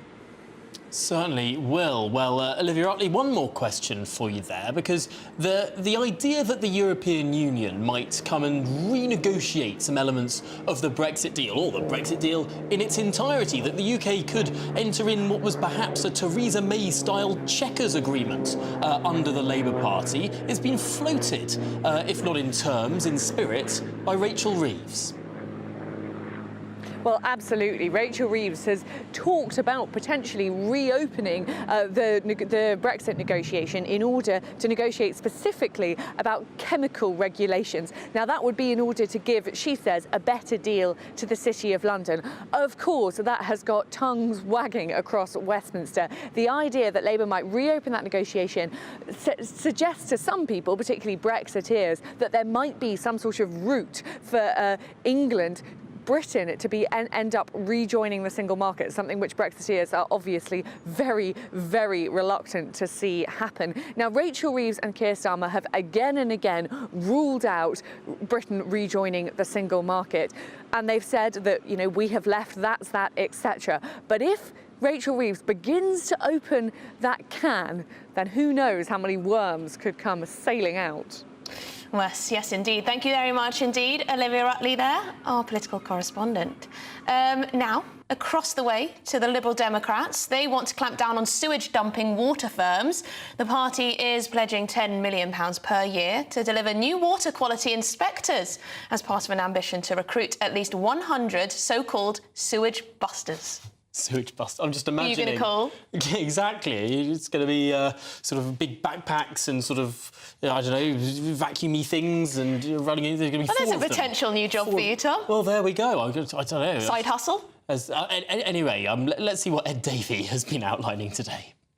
There's nowhere near enough sewage monitors. We call them Sewage Busters. We want to provide £10 million in our cost of manifesto. So our new regulator, the Clean Water Authority, has the resources, because we do need a tough regulator, as we're proposing, with powers coming from other regulators. So we have a much stronger regulator, but they need the resources to do the job. And we've seen on the Conservatives cutting back the Environment Agency, where some of these monitors were. And we want to make sure the resources are there as well as the rules. Well, let's see how this would all work in practice. Callum Robertson, a federal board member of the Liberal Democrats, joins us now. Callum, isn't one of the problems here that we've got Victorian sewage systems, we've got a growing population, they get overwhelmed, it's hard to see how to fix this without spending tens of billions of pounds? Hi, thank you so much for having me. I can see your point. This is about addressing some of the damages we can sort of control. And actually, the main problem we're seeing in our research around the sewage issue that we brought to the fore as a party a couple of years ago is that actually this is companies that have chosen to dump. They're under no obligation to dump. They can invest their profits in things like sewage treatment, etc., making that discharge safe, but they're choosing not to. So what this plan is about holding our water companies to account, making sure that it's not about sort of the wider water infrastructure, it's more about holding those damaging water companies that are damaging environmental places on the coastline, such as Eastbourne and Eastleigh, Portsmouth, and actually making sure that the seas and the rivers around these areas are fit for human use. Because actually what we're seeing basically excrement floating in rivers and the sea and being discharged at a healthy rate. And I think the Liberal Democrats, we strongly believe that our country deserves better than that. Our residents, our citizens, people who go on holiday on our beaches deserve, frankly, better than having to swim with the excrement. Is that really what we're reducing ourselves to? And this plan is just the first of many steps in the pipeline, really, to fix the crisis that is being foisted upon us by the water companies. I mean, this is an issue that a lot of people have been absolutely appalled by. People see our beautiful waters, our rivers, our lakes, etc., and they assume that water is going to be clean and clear to use. But no, sewage is in there. How do you go about recruiting these so-called sewage busters? Are there lots of people in this country with the relevant skills to do this, or would this require a big training scheme? Sure. So budgeted within the £10 million is sort of the infrastructure to really sort out the entire training program, etc., to help those people really survive and thrive within their new roles. So it's about the entire infrastructure, entire training program. Ed Davey has not been afraid of jumping into water, really, during this election campaign. I think he's become the wettest party leader of all of them. Repeatedly, sort of paddle boarding, jumping off, going down water slides, all the rest of it. There he is on a boat. I mean, perhaps his actions speak louder than his words. He doesn't seem to be particularly afraid of the water that he's falling into so merrily there. He's an advert for our polluted waters. That's about proving a point and actually really getting to the fore our message about sewage. I'm afraid, guys, I've got to go because I've got a meeting. But thank you so much for your time. No, thank you, Callum. Thanks for joining us. Federal Board member of the Liberal Democrats there. But no, interesting stuff. Interesting stuff, because Ed Davey has been, of course, pictured doing more aquatic things than perhaps any other party leader. Now, less polluted campaign. Well, yes, less polluted water is something I think all of us can get behind. It's how you get there, isn't it? And as you mentioned, our infrastructure is rather outdated, and that's one of the reasons. But, you know, a lot of people say these water companies have been making such massive profits. They've been giving out dividends to their shareholders and the like, and they haven't been putting enough into stopping these dumps. Yeah, well, £10 million, it's spare change in the context of all government spending. It's nowhere near where what else has been spent in other areas. And I just wonder, isn't it miraculous whenever there's a general election, somehow we get these magic solutions that can fix all of these problems for relatively little money? Yes, I don't mean to be rude, but a sewage buster, I'm just imagining a man in you know, one of those waterproof suits with a clipboard, sort of checking the water with their pipette. I just don't see if £10 million Maybe could have solved sorry this. if you're in that industry at home. Tell me what it is actually like doing that job, because clearly it's an important one. But if will they solve the actual problem? If £10 million could have solved this, I mean, why hasn't this happened before? I'm deeply sceptical that for the, frankly, paltry sum of £10 million, when we're talking about the billions that is spent on all sorts of government expenditure and increases and whatever the rest of it, £10 million to sort out our waterways, I don't buy it. Well, there we go. Are you pro the Sewage Busters? £10 million to get some more Sewage Busters on the go? Anyway, coming up, we're going to get reaction from a Conservative about the potential return, more of a return, of the former Prime Minister, Boris Johnson. Could he turn things around for the Conservatives?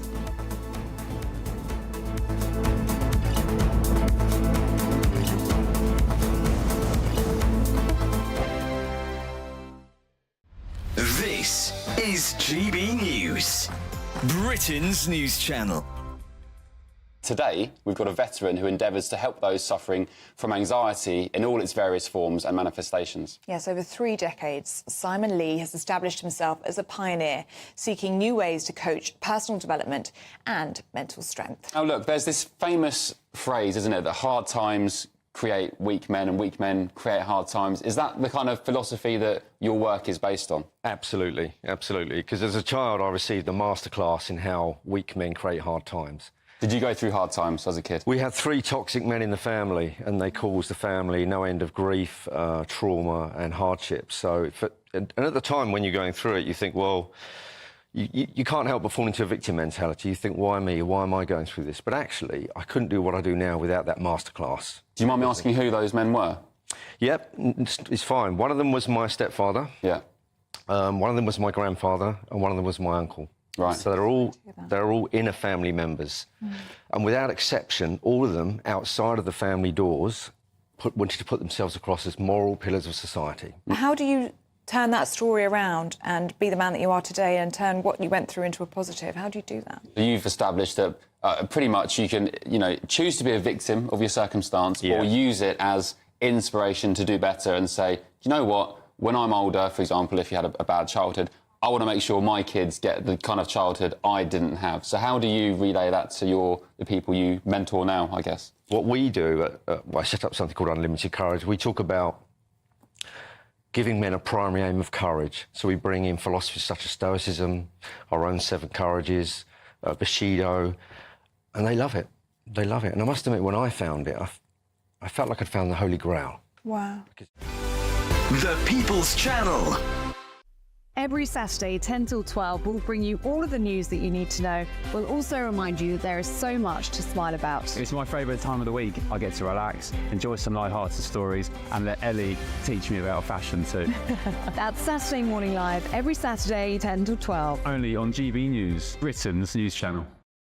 In the GB newsroom, we bring you the news as it happens. With our team of dedicated journalists across the UK, GB News brings you accurate reporting of the day's topical agenda. When the news breaks, wherever and whenever it's happening, we'll be there. This is GB News. the People's Channel, Britain's news channel. If you want your news to be straight talking... This is the nightmare for the Conservatives again. Down to earth. It's not just Nottingham where this is happening, is it? And most importantly, honest. Hard-working, middle-class taxpayers, they'll get the book thrown at them. Then catch me, Martin Daubney, Monday to Friday, 3 till 6 p.m. on GB News, Britain's news channel.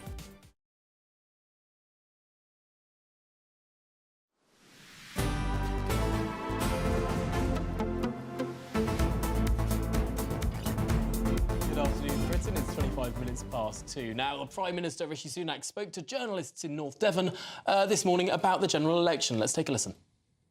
Today's the deadline to vote. Why is voting important? Well, this election, there's a very clear choice. The future of our country is at stake. We're living in uncertain times, so people need to decide who's got the clearest plan and the boldest ideas to deliver a more secure future. And the choice is crystal clear. Tax cuts at every stage of your life. If you're in work, if you're setting up a small business and self-employed, if you're a young couple wanting to buy a home, if you're a pensioner, or if you've got a young family, the Conservatives will deliver tax cuts for you. And in contrast, Labour will just put up your taxes, and that's not going to create any financial security for anyone.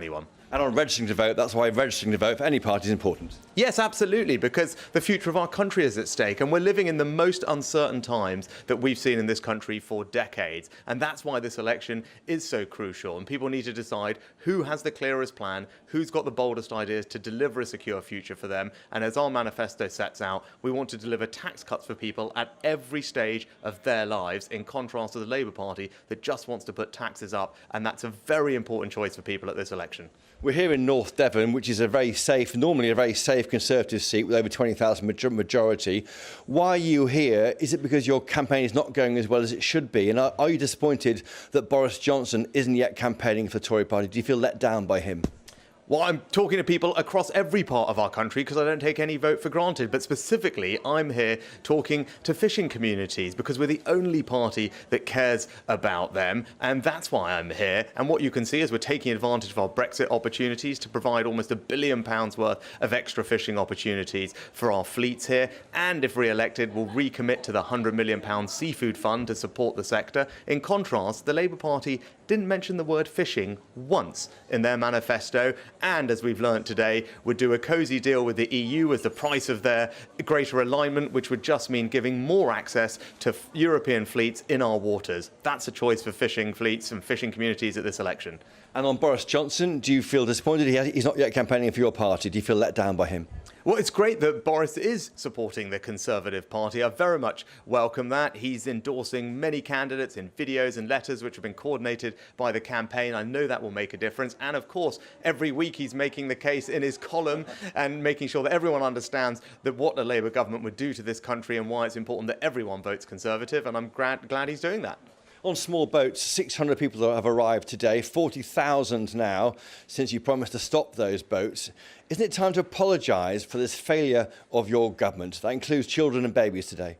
Well, it's desperately sad to see young children being put in these very dangerous situations making these crossings. It just illustrates why we have to stop the boat, something I'm determined to do and have a clear plan to do so. If re-elected as Prime Minister, the flights will go to Rwanda. We will build that deterrent, removing the incentive for people to come here in the first place. That is the only way to solve this problem. And in contrast, Keir Starmer would release everyone that we've detained. Illegal migrants would be on our streets. They wouldn't be on the planes, which would be cancelled. There would be no deterrent. There'd be an amnesty for illegal migrants, would be the soft touch in Europe. Look, I'm the one who gets that this is an issue. I'm the one that's got a plan to do something about it. Keir Starmer doesn't, and that's a choice for everyone who cares about this issue at this election. Well, let's speak with the Conservative candidate, Bob Seeley. Bob, listening to the Prime Minister there, I found perhaps the most extraordinary thing is that he's been visiting your colleague Geoffrey Cox's constituency with a majority of 25,000. Does that tell us something about the shape of this campaign? I think Rishi's trying to get to many places indeed, and he'd be very welcome to come to the Isle of Wight and to see the great campaign we're fighting in the Isle of Wight West. I think Rishi's trying to get around the country, and great that he is doing so. And yet, doesn't this show that, according to the polls, there are going to be very few seats left for the Conservatives? In a normal campaign, he'd be in the marginals. He'd be in seats with less than 10,000 majorities. But he's there in a seat with over 20,000 majority. Right, Tom, let's talk about substance, OK? You're talking about process here. I'm not responsible for Rishi's plans or Rishi's diary movements. What I am responsible is for fighting the best I can in the West Wight, just like Rishi's doing his best in the country. There is a very simple and very clear choice at the next election. We are making progress on lots of issues that have been proving really difficult to make progress on. And if you look elsewhere in Europe, you will see that other people are doing much worse than us on many of these issues. So the question is, there's not a choice between, do you want to live in a happy, perfect world, or do you want to have the Tories? The issue is, do you want Rishi and the Conservatives who are dealing with these issues and actually making some progress, or do we want to go back to square one with Starmer, and as Rishi said, who's basically, they're not going to respect the progress that we've made. They're going to cancel the Rwanda flights even before they take off, and all these problems that we are tackling are going to get much, much worse. So, well, one problem... Bob Seeley, one problem that isn't going away, and what we've been reporting on today, is that number of channel crossings that are still being made. We've now reached the milestone of 40,000 since Rishi Sunak stood up and made that pledge to stop the boats. I mean, how can potential Conservative voters trust that you are the party to handle that? Because we've passed a series of laws, which means if you come here legally, you will be detained and sent back. The Labour Party will scrap them. The Labour Party have voted against our plans for illegal immigration about 139, 140 times in Parliament, and we know that they will undo all the good work that we've done. So the issue is not, look, if the issue is, do you want to punish the Conservatives by voting for reform, you punish the Conservatives by voting for reform. But if you're angry now, you're going to be an awful lot more angry in 3 months' time with Keir Starmer when Keir Starmer goes back. The problem is that isn't much of a threat, though, is it? Because the numbers have been so extraordinary and the government doesn't have evidence that the Rwanda plan will work. A lot of people have been supporting the Rwanda plan. It's been popular among the electorate, but it just hasn't come to fruition, and there isn't that evidence. But that's a great point. Do you know why it's not come to fruition yet? It's because the courts have delayed it, or that the Labour Party in Parliament has delayed it, and we've been trying to get it through. And just on the facts of the matter, because they are very important, Albanians. 90% of Albanians now are being returned because we've got a returns agreement in place. The number of small boat crossings is 30% down on where we were roughly last year, certainly compared to a month ago. I don't have the up-to-date figures for this week. So we're doing the best we can, and we are making progress. We want to make more progress if we get back into power. The polls are not looking great at the moment, but what I know is that if people punish us because they don't think we haven't delivered all the answers, we're going to be going back to square one with Labour. And actually, all these problems that we're dealing with of illegal migration and legal migration are going to become The problem is, though, Bob Seeley, is that the Prime Minister doesn't look confident that this policy will work for the country, because he would have waited for those flights to take off before he called the election. That's the fundamental issue here. People think they're being lied to about whether this policy actually would work. Yeah, well, you're making a supposition. That's not so much of a question, but I go back to what we've done. We passed a whole series of laws, which means that if you come here illegally, you will go back. The Labour Party are going to scrap those laws. So there is a clear choice that if we let the Labour Party in, the more people who don't vote Conservative, who are small c Conservatives, the more we do that, the more that Labour will be in, and the longer that Labour will be in for. We have been making progress on really difficult, complex issues. We have been getting those numbers down when the numbers have been going up massively in the rest of Europe. In some countries, they are increasing by 100%, where we have got illegal migration down by 30%. The problem is, if Labour get in, we go back to square one. That is the problem. OK, Bob Seeley, Conservative, standing in Isle of Wight West. Thank you very much for joining us. Also standing in Isle of Wight West is the Green Party's Cameron Palin, Reform UK's Ian Pickering, Labour's Richard Quigley, the Liberal Democrats' Nick Stewart, and the Alliance for Democracy and Freedom, Rachel Thacker. Well, there you go. But we're going to get your headlines now. We'll be back in just a tick.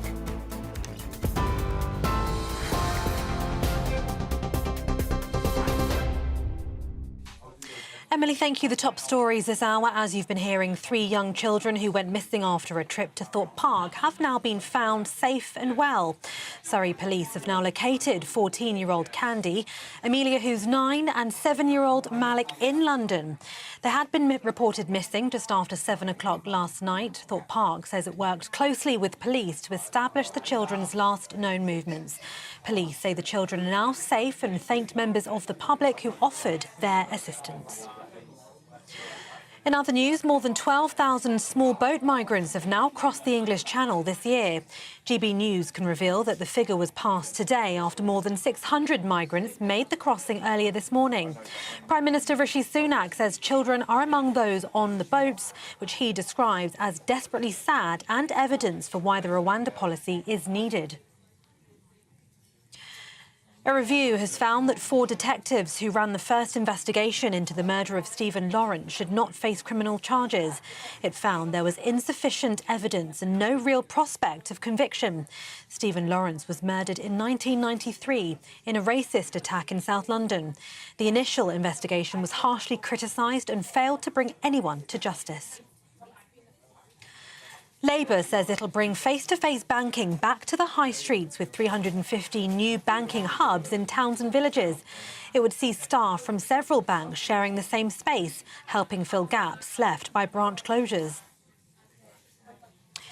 International news, and the Russian president is due to arrive in North Korea for his first state visit in 24 years. Vladimir Putin's expected to receive a warm welcome in the isolated country. He'll hold a meeting with Kim Jong-un, who he's praised for firmly supporting the invasion of Ukraine, before continuing to Vietnam later in the week. For the latest stories, sign up to GB News Alerts by scanning the QR code on your screen or go to gbnews.com/alerts.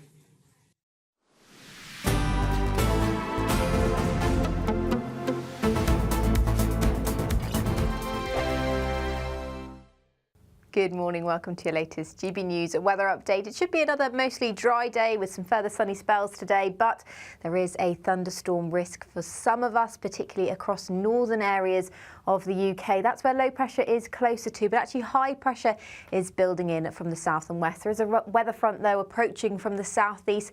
That could bring some light rain just to the likes of Kent through this afternoon, but I think most of it should stay away to the continent. But there is this thunderstorm risk, particularly across northern areas of England and down towards the Midlands as well. We could see up to 20 millimetres falling in a short space of time, and a risk of hail as well. So it's a bit cooler today. We've got a northerly wind across parts of Scotland and a bit more cloud around compared to yesterday. It will cloud over through this afternoon after a fairly bright start to the day, and that thunderstorm risk is going to continue into this evening as well. So this northerly wind across Scotland means temperatures are only about 10 or 11 degrees at best here, and there will be some drizzly rain across the Northern Isles, but it's the heaviest rain that's likely across northwestern areas of England.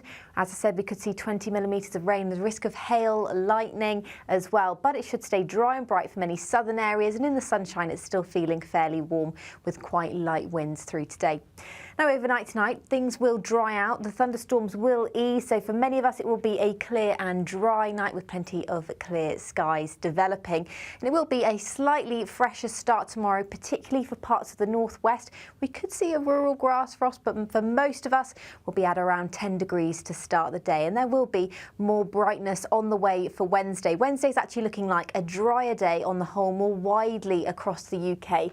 There is a weather front approaching from the northwest through the day, and that will bring cloudier skies to the Western Isles, the Highlands of Scotland and the Northern Isles, perhaps parts of Northern Ireland later on in the day. But for most of us, dry, bright and feeling fairly warm in the sunshine, temperatures climbing towards 23 degrees. The latest GB News travel. Good afternoon to you. Hello, I'm Jules Buckley. Let's go to the southbound M1 and junction 35 to 34. That's rather towards the Meadowhall turn off. 2 lanes out of 4 lanes, 1 and 2 are still coned off. There's a broken down vehicle there, so causing queues. All the traffic on the northbound M42 is being held just after the turn off of the Solihull bypass junction 5. It's at the scene of a collision, so all the traffic not moving at the moment whilst they try and sort that one out. A little bit slow on the approaches, to say the least. A clockwise M25 slow, junction 22 to 23 St Albans to South Mims, that's in the roadworks. And Whitechapel in London, the Cambridge Heath Road, that's the northbound A107, is shut between Mile End Road to the A11 up to Darling Row and queuing. That's at the scene there of a serious collision. And for now, that's the latest. You can stay up to date throughout the day by visiting our website gbnews.com.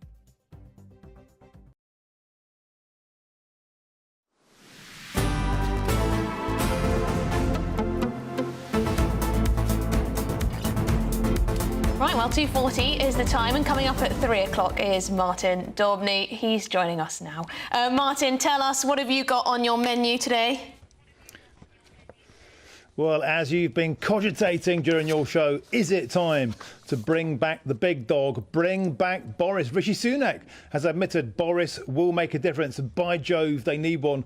12,000 small boat arrivals this year alone, almost 40,000 since Rishi Sunak turned as Prime Minister. He might need a miracle. Is Boris that miracle man? Plus, Nigel Farage dramatically threatening to sue his vetting company after a number of damaging candidates have slipped through the net. He's saying it's a political institution stitch-up. Vetting.com is the company. It's a right old hoo-ha threat to derail the reform campaign. And also, is it time to bring down the drink drive limit? The BMA thinks so. They want to bring it down to as little as 1 pint of beer, amongst the toughest in Europe. Is that the right thing to do in the name of road safety, or will it kill rural pubs? Plus, France on the edge. Macron has wiped billions off the euro, more than Liz Truss did in Britain, yet you won't hear the BBC complaining about that, as he called a snap election. Is it time to say au revoir to France's pint-sized president? Goodness me. Martin, I was really interested in your thoughts about the idea of Boris winning back reform voters, because this is what the targeting of these letters is apparently all about in some of these seats that the Tories might lose. Obviously, he's still popular in the polls amongst reform voters, but arguably, on some of the issues like migration, was quite a Liberal Prime Minister. Yeah, I would argue that a lot of the hard, red meaty Brexiteers, those who went for the Brexit party, who always wanted a harder Brexit, who wanted stricter border control, who are always against net zero, who are always against wokery, I think a lot of them saw Boris Johnson for what he later became, little more than a sort of liberal Democrat in disguise. Sure, he's got the personality. Of course, he can motivate. He makes us laugh. He looks great. He's a campaigning machine, but is he simply now too flawed? I think a lot of Reform voters will think that precise thing. Certainly, that's what they say to me all the time. A lot of people are thinking, Boris's time in the sun, well, it's gone. Martin, the timing of Nigel Farage accusing this vetting company of stitching him up, essentially. It's interesting at this point in the campaign. Yeah, I mean, I spent my entire summer in 2019 vetting candidates, interviewing candidates, prospective party candidates for the Brexit party. It was a very, very vigorous and rigorous process. Weeded out hundreds and hundreds of potentially damaging candidates. It takes time, it takes money, it takes resource. At the moment, of course, the Reform Party has less of that and a lot less time, a snap election called. So people do slip through the net. But that is why you outsource your vetting. £144,000 allegedly was paid. They still seem to slip through the net. And Nigel Farage, the polls are going in the right direction. The contract, the manifesto is out. And yet he's having to answer these questions about bad apples all the time. For that reason, you can understand his frustration. He's gone to war with them. It's going to be a very, very interesting story to watch. No, it certainly will be. Well, Martin, we'll look forward to your show, 3 o'clock. We won't miss it. In other news, downloads for Hey Jude have risen by a huge 19%. That was just in one day, so they may well have risen far more than that by now. After the England player Jude Bellingham scored the only goal in England's first match against Serbia, in the Euros, of course. And there's finally something the Tories and Labour agree on, as both the Prime Minister and Keir Starmer are urging fans to adopt the 1968 Beatles song as a new anthem in honour of Bellingham. Yes, so the question on everyone's lips is, will Hey Jude become the song of the summer? Well, if you're watching the England fans, they were singing it already, very loudly, with lots of joy, so I think it might well be. I'm reliably told there are some football clubs in the UK that do sing this song anyway. Do you think it works as a sort of as a rousing tune for everyone? I suppose you've got the na-na, hey Jude, na-na-na-na. Da-da-da-da. Yeah, it sometimes sounds a little bit melancholy. It's a bit. The thing is, it starts slow but then gets rousing. So, yeah. I don't know, perhaps it doesn't have the oomph of something like Sweet Caroline. Or 3 lines on the shirt. Or 3 lines on the shirt, yeah, I can't beat that one. Well, we're going to take a quick break, or are we going to show you something else? Because England fans have been up to no good. They decided to show some French fans what they thought of them. We have a little surprise for the French fans. Let's go.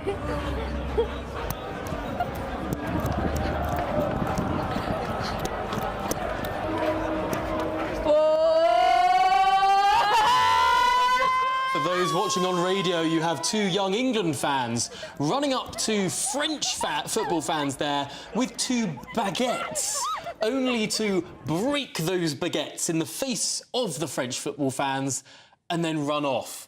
Is this acceptable? Is this just good banter? Can't get behind this kind of loutish behaviour, absolutely. 2 young ladies there. They should know better than to do that. And baguettes shouldn't be destroyed in that way. Absolutely outrageous behaviour. And I've lost my sense of humour on this one. And I think they should apologise. And this is the problem with TikTok. It encourages people to be absolute hooligans just so that they get clicks. I thought your name was Emily Carver. I didn't realise it was Emily Carver. Emily Carver. Well, you want to be a francophile, no? France, lovely country. Good country. Good country on great cuisine, energy, roads, and healthcare. Bad country on tax and labour market. What about music, art, cuisine? You're always on about the infrastructure and the economics. Infrastructure and labour markets. I mean, that's that's the difference between you and I see. Anyway, coming up, racegoers are all set to watch the first race of Royal Ascot alongside the King and the Queen. We'll bring you the latest with our royal correspondent, who I've heard is rather nicely dressed. This is GB News, Britain's news channel. 3 years ago, the small town of Evanston proudly became the first local government in the... It's just outside Chicago, by the way. The first local government in the US to start paying slavery reparations to its black citizens. But now the council is being sued in a federal court for exhibiting exactly the sort of prejudice it decries. By saying, well, basically, you know, the Hispanics, the white people, they are being discriminated against because they're not getting anything. The people that were compensated were people that were adults between 1919 and 1969. Now, they lived under a time, in terms of education, in terms of the job market, they were literally barred from having certain jobs, going to certain healthcare clinics and going to certain schools. So that is a set of very distinct challenges that white people, Hispanic people, Asian people did not face. So that is precisely why they've been compensated in this way. And I think it's about £20,000 it works out to. I would have given him a lot more. But you see, the thing is, history, we learn from history and we move on, and people evolve.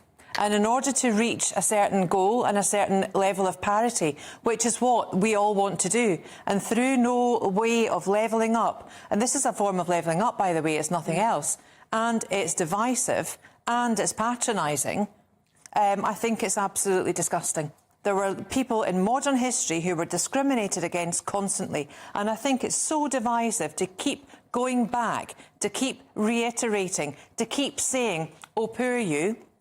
Between 1919 and 1969, you couldn't get a mortgage. Well, that was wrong. No one's saying it was right. But do we need to be compensated for that? The legal challenge is saying that this is creating more divisions. Yes. The past is affecting the present, but not in a good way. The People's Channel. This is GB News, and we are Britain's election channel. This vote may seem to be about the politicians in the media, but actually, it's about you. And we won't forget that. Join us up and down the country as we follow every moment together. More than ever, it's important to hear all sides as you make your decision ahead of polling day. We're here for you. This is GB News. The People's Channel. Britain's election channel.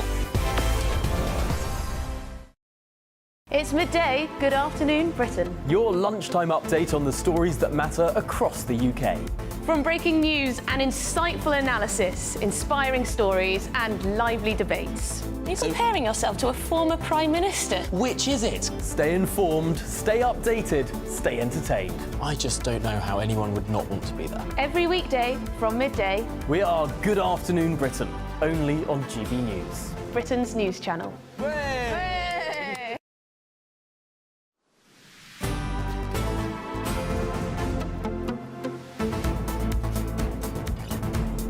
Good afternoon, Britain. It's 10 to 3. Now, racegoers and royalty are enjoying festivities at Royal Ascot today.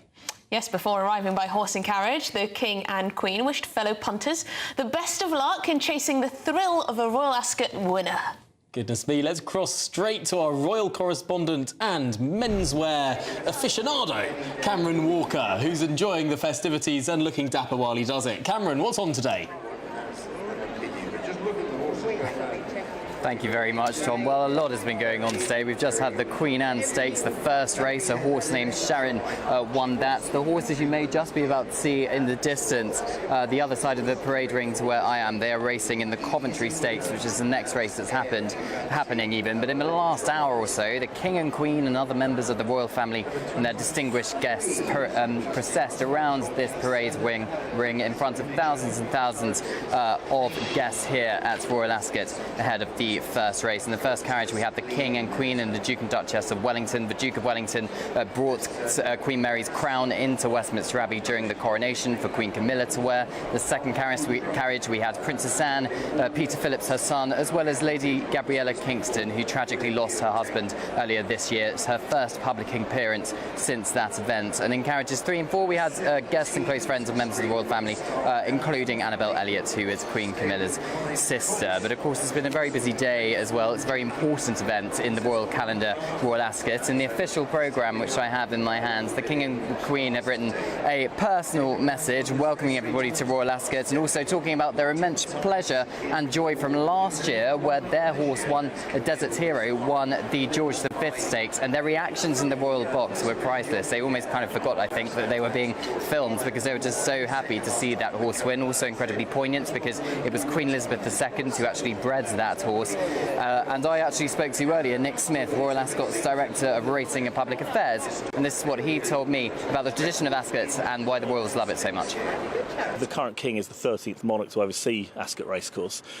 Started by Queen Anne in 1711. Major historical milestones along the way. The royal procession came into effect in 1825, so we will be celebrating next year a 200th anniversary of the royal procession. That was under George IV.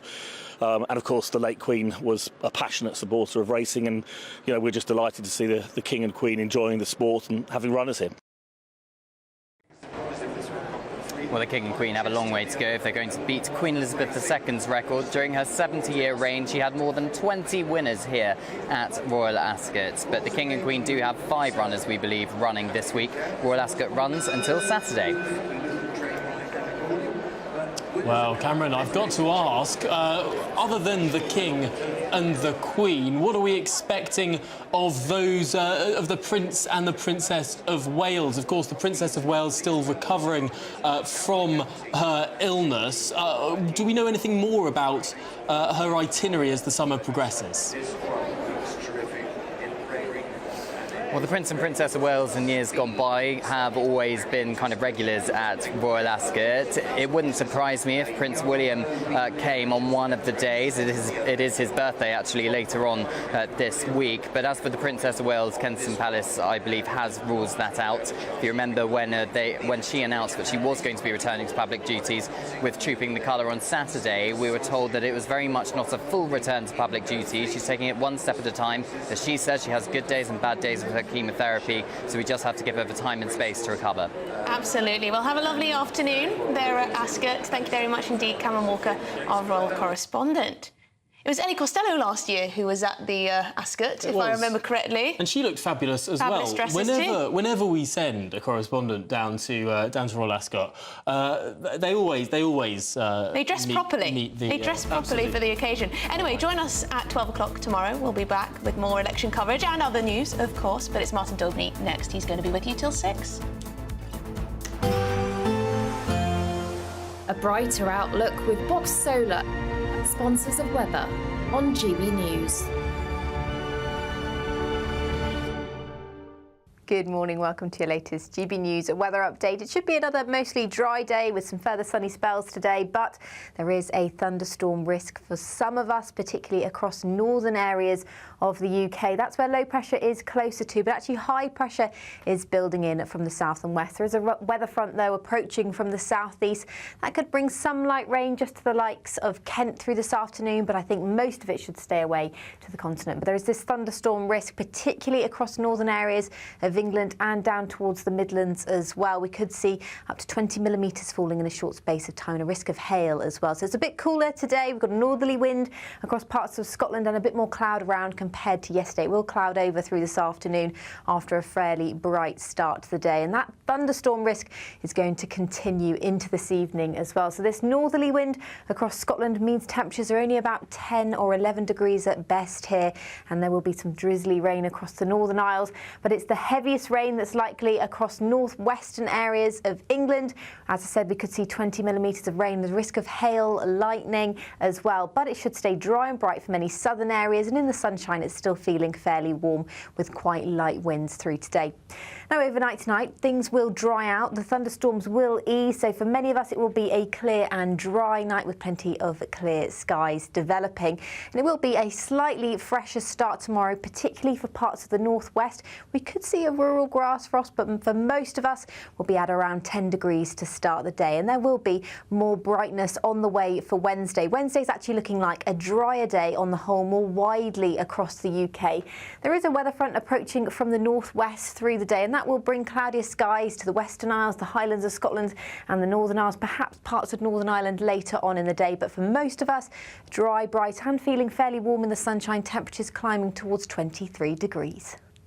That warm feeling inside from Boxed Boilers, sponsors of weather on GB News.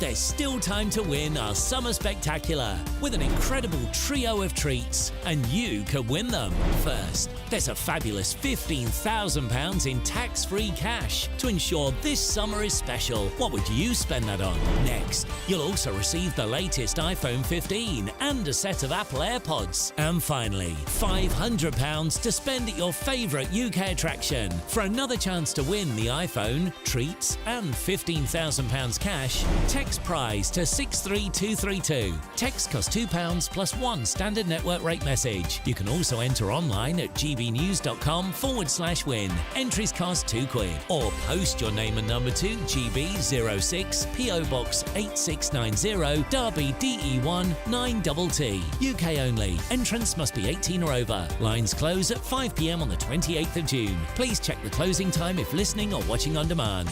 Good luck. In the GB newsroom, we bring you the news as it happens. With our team of dedicated journalists across the UK, GB News brings you accurate reporting of the day's topical agenda. When the news breaks, wherever and whenever it's happening, we'll be there. This is GB News, the People's Channel, Britain's news channel.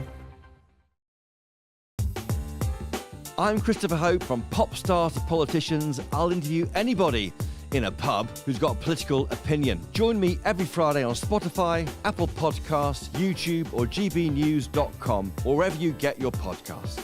GB News, Britain's election channel. I'm Patrick Christie's. Every weeknight from 9, I bring you 2 hours of unmissable, explosive debate and headline-grabbing interviews. What impact has that had? We got death threats and the bomb threat and so on. As time passes, she could have said Storm. You made my argument for me. My guest and I tackle the issues that really matter with a sharp take on every story. It went everywhere. Something practical could be done. I can become something different. Patrick Christie's tonight from 9 p.m. only on GB News, Britain's news channel. Are the newspapers getting you down? My wife didn't divorce me that month. Struggling to separate the wheat from the chaff? I know that it's a bit of a circus at the best of times. Well, don't worry. Headliners has got you covered. We'll take the burden of reading the day's news, and if we get depressed, who cares? It's an occupational hazard, frankly. That's Headliners on GB News from 11 p.m. till midnight, and the following morning, 5 till 6 a.m. on GB News, the comedy channel. Nah, just kidding. Britain's news channel. If you want your news to be straight talking... This is the nightmare for the Conservatives again. Down to earth. It's not just Nottingham where this is happening, is it? And most importantly, honest. Hard-working, middle-class taxpayers, they'll get their book thrown at them. Then catch me, Martin Daubney, Monday to Friday, 3 till 6 p.m. on GB News, Britain's news channel.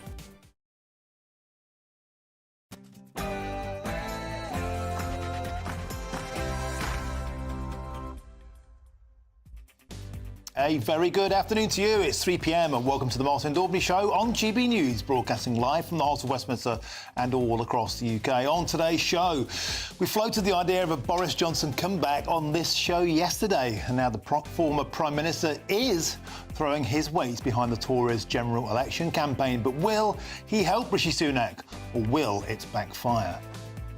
And there's more bad news for the Prime Minister today, and GB News can reveal more than 12,000 illegal immigrants have crossed the Channel this year alone. More than 41,000 have arrived since Mr Sunak vowed to stop the boat.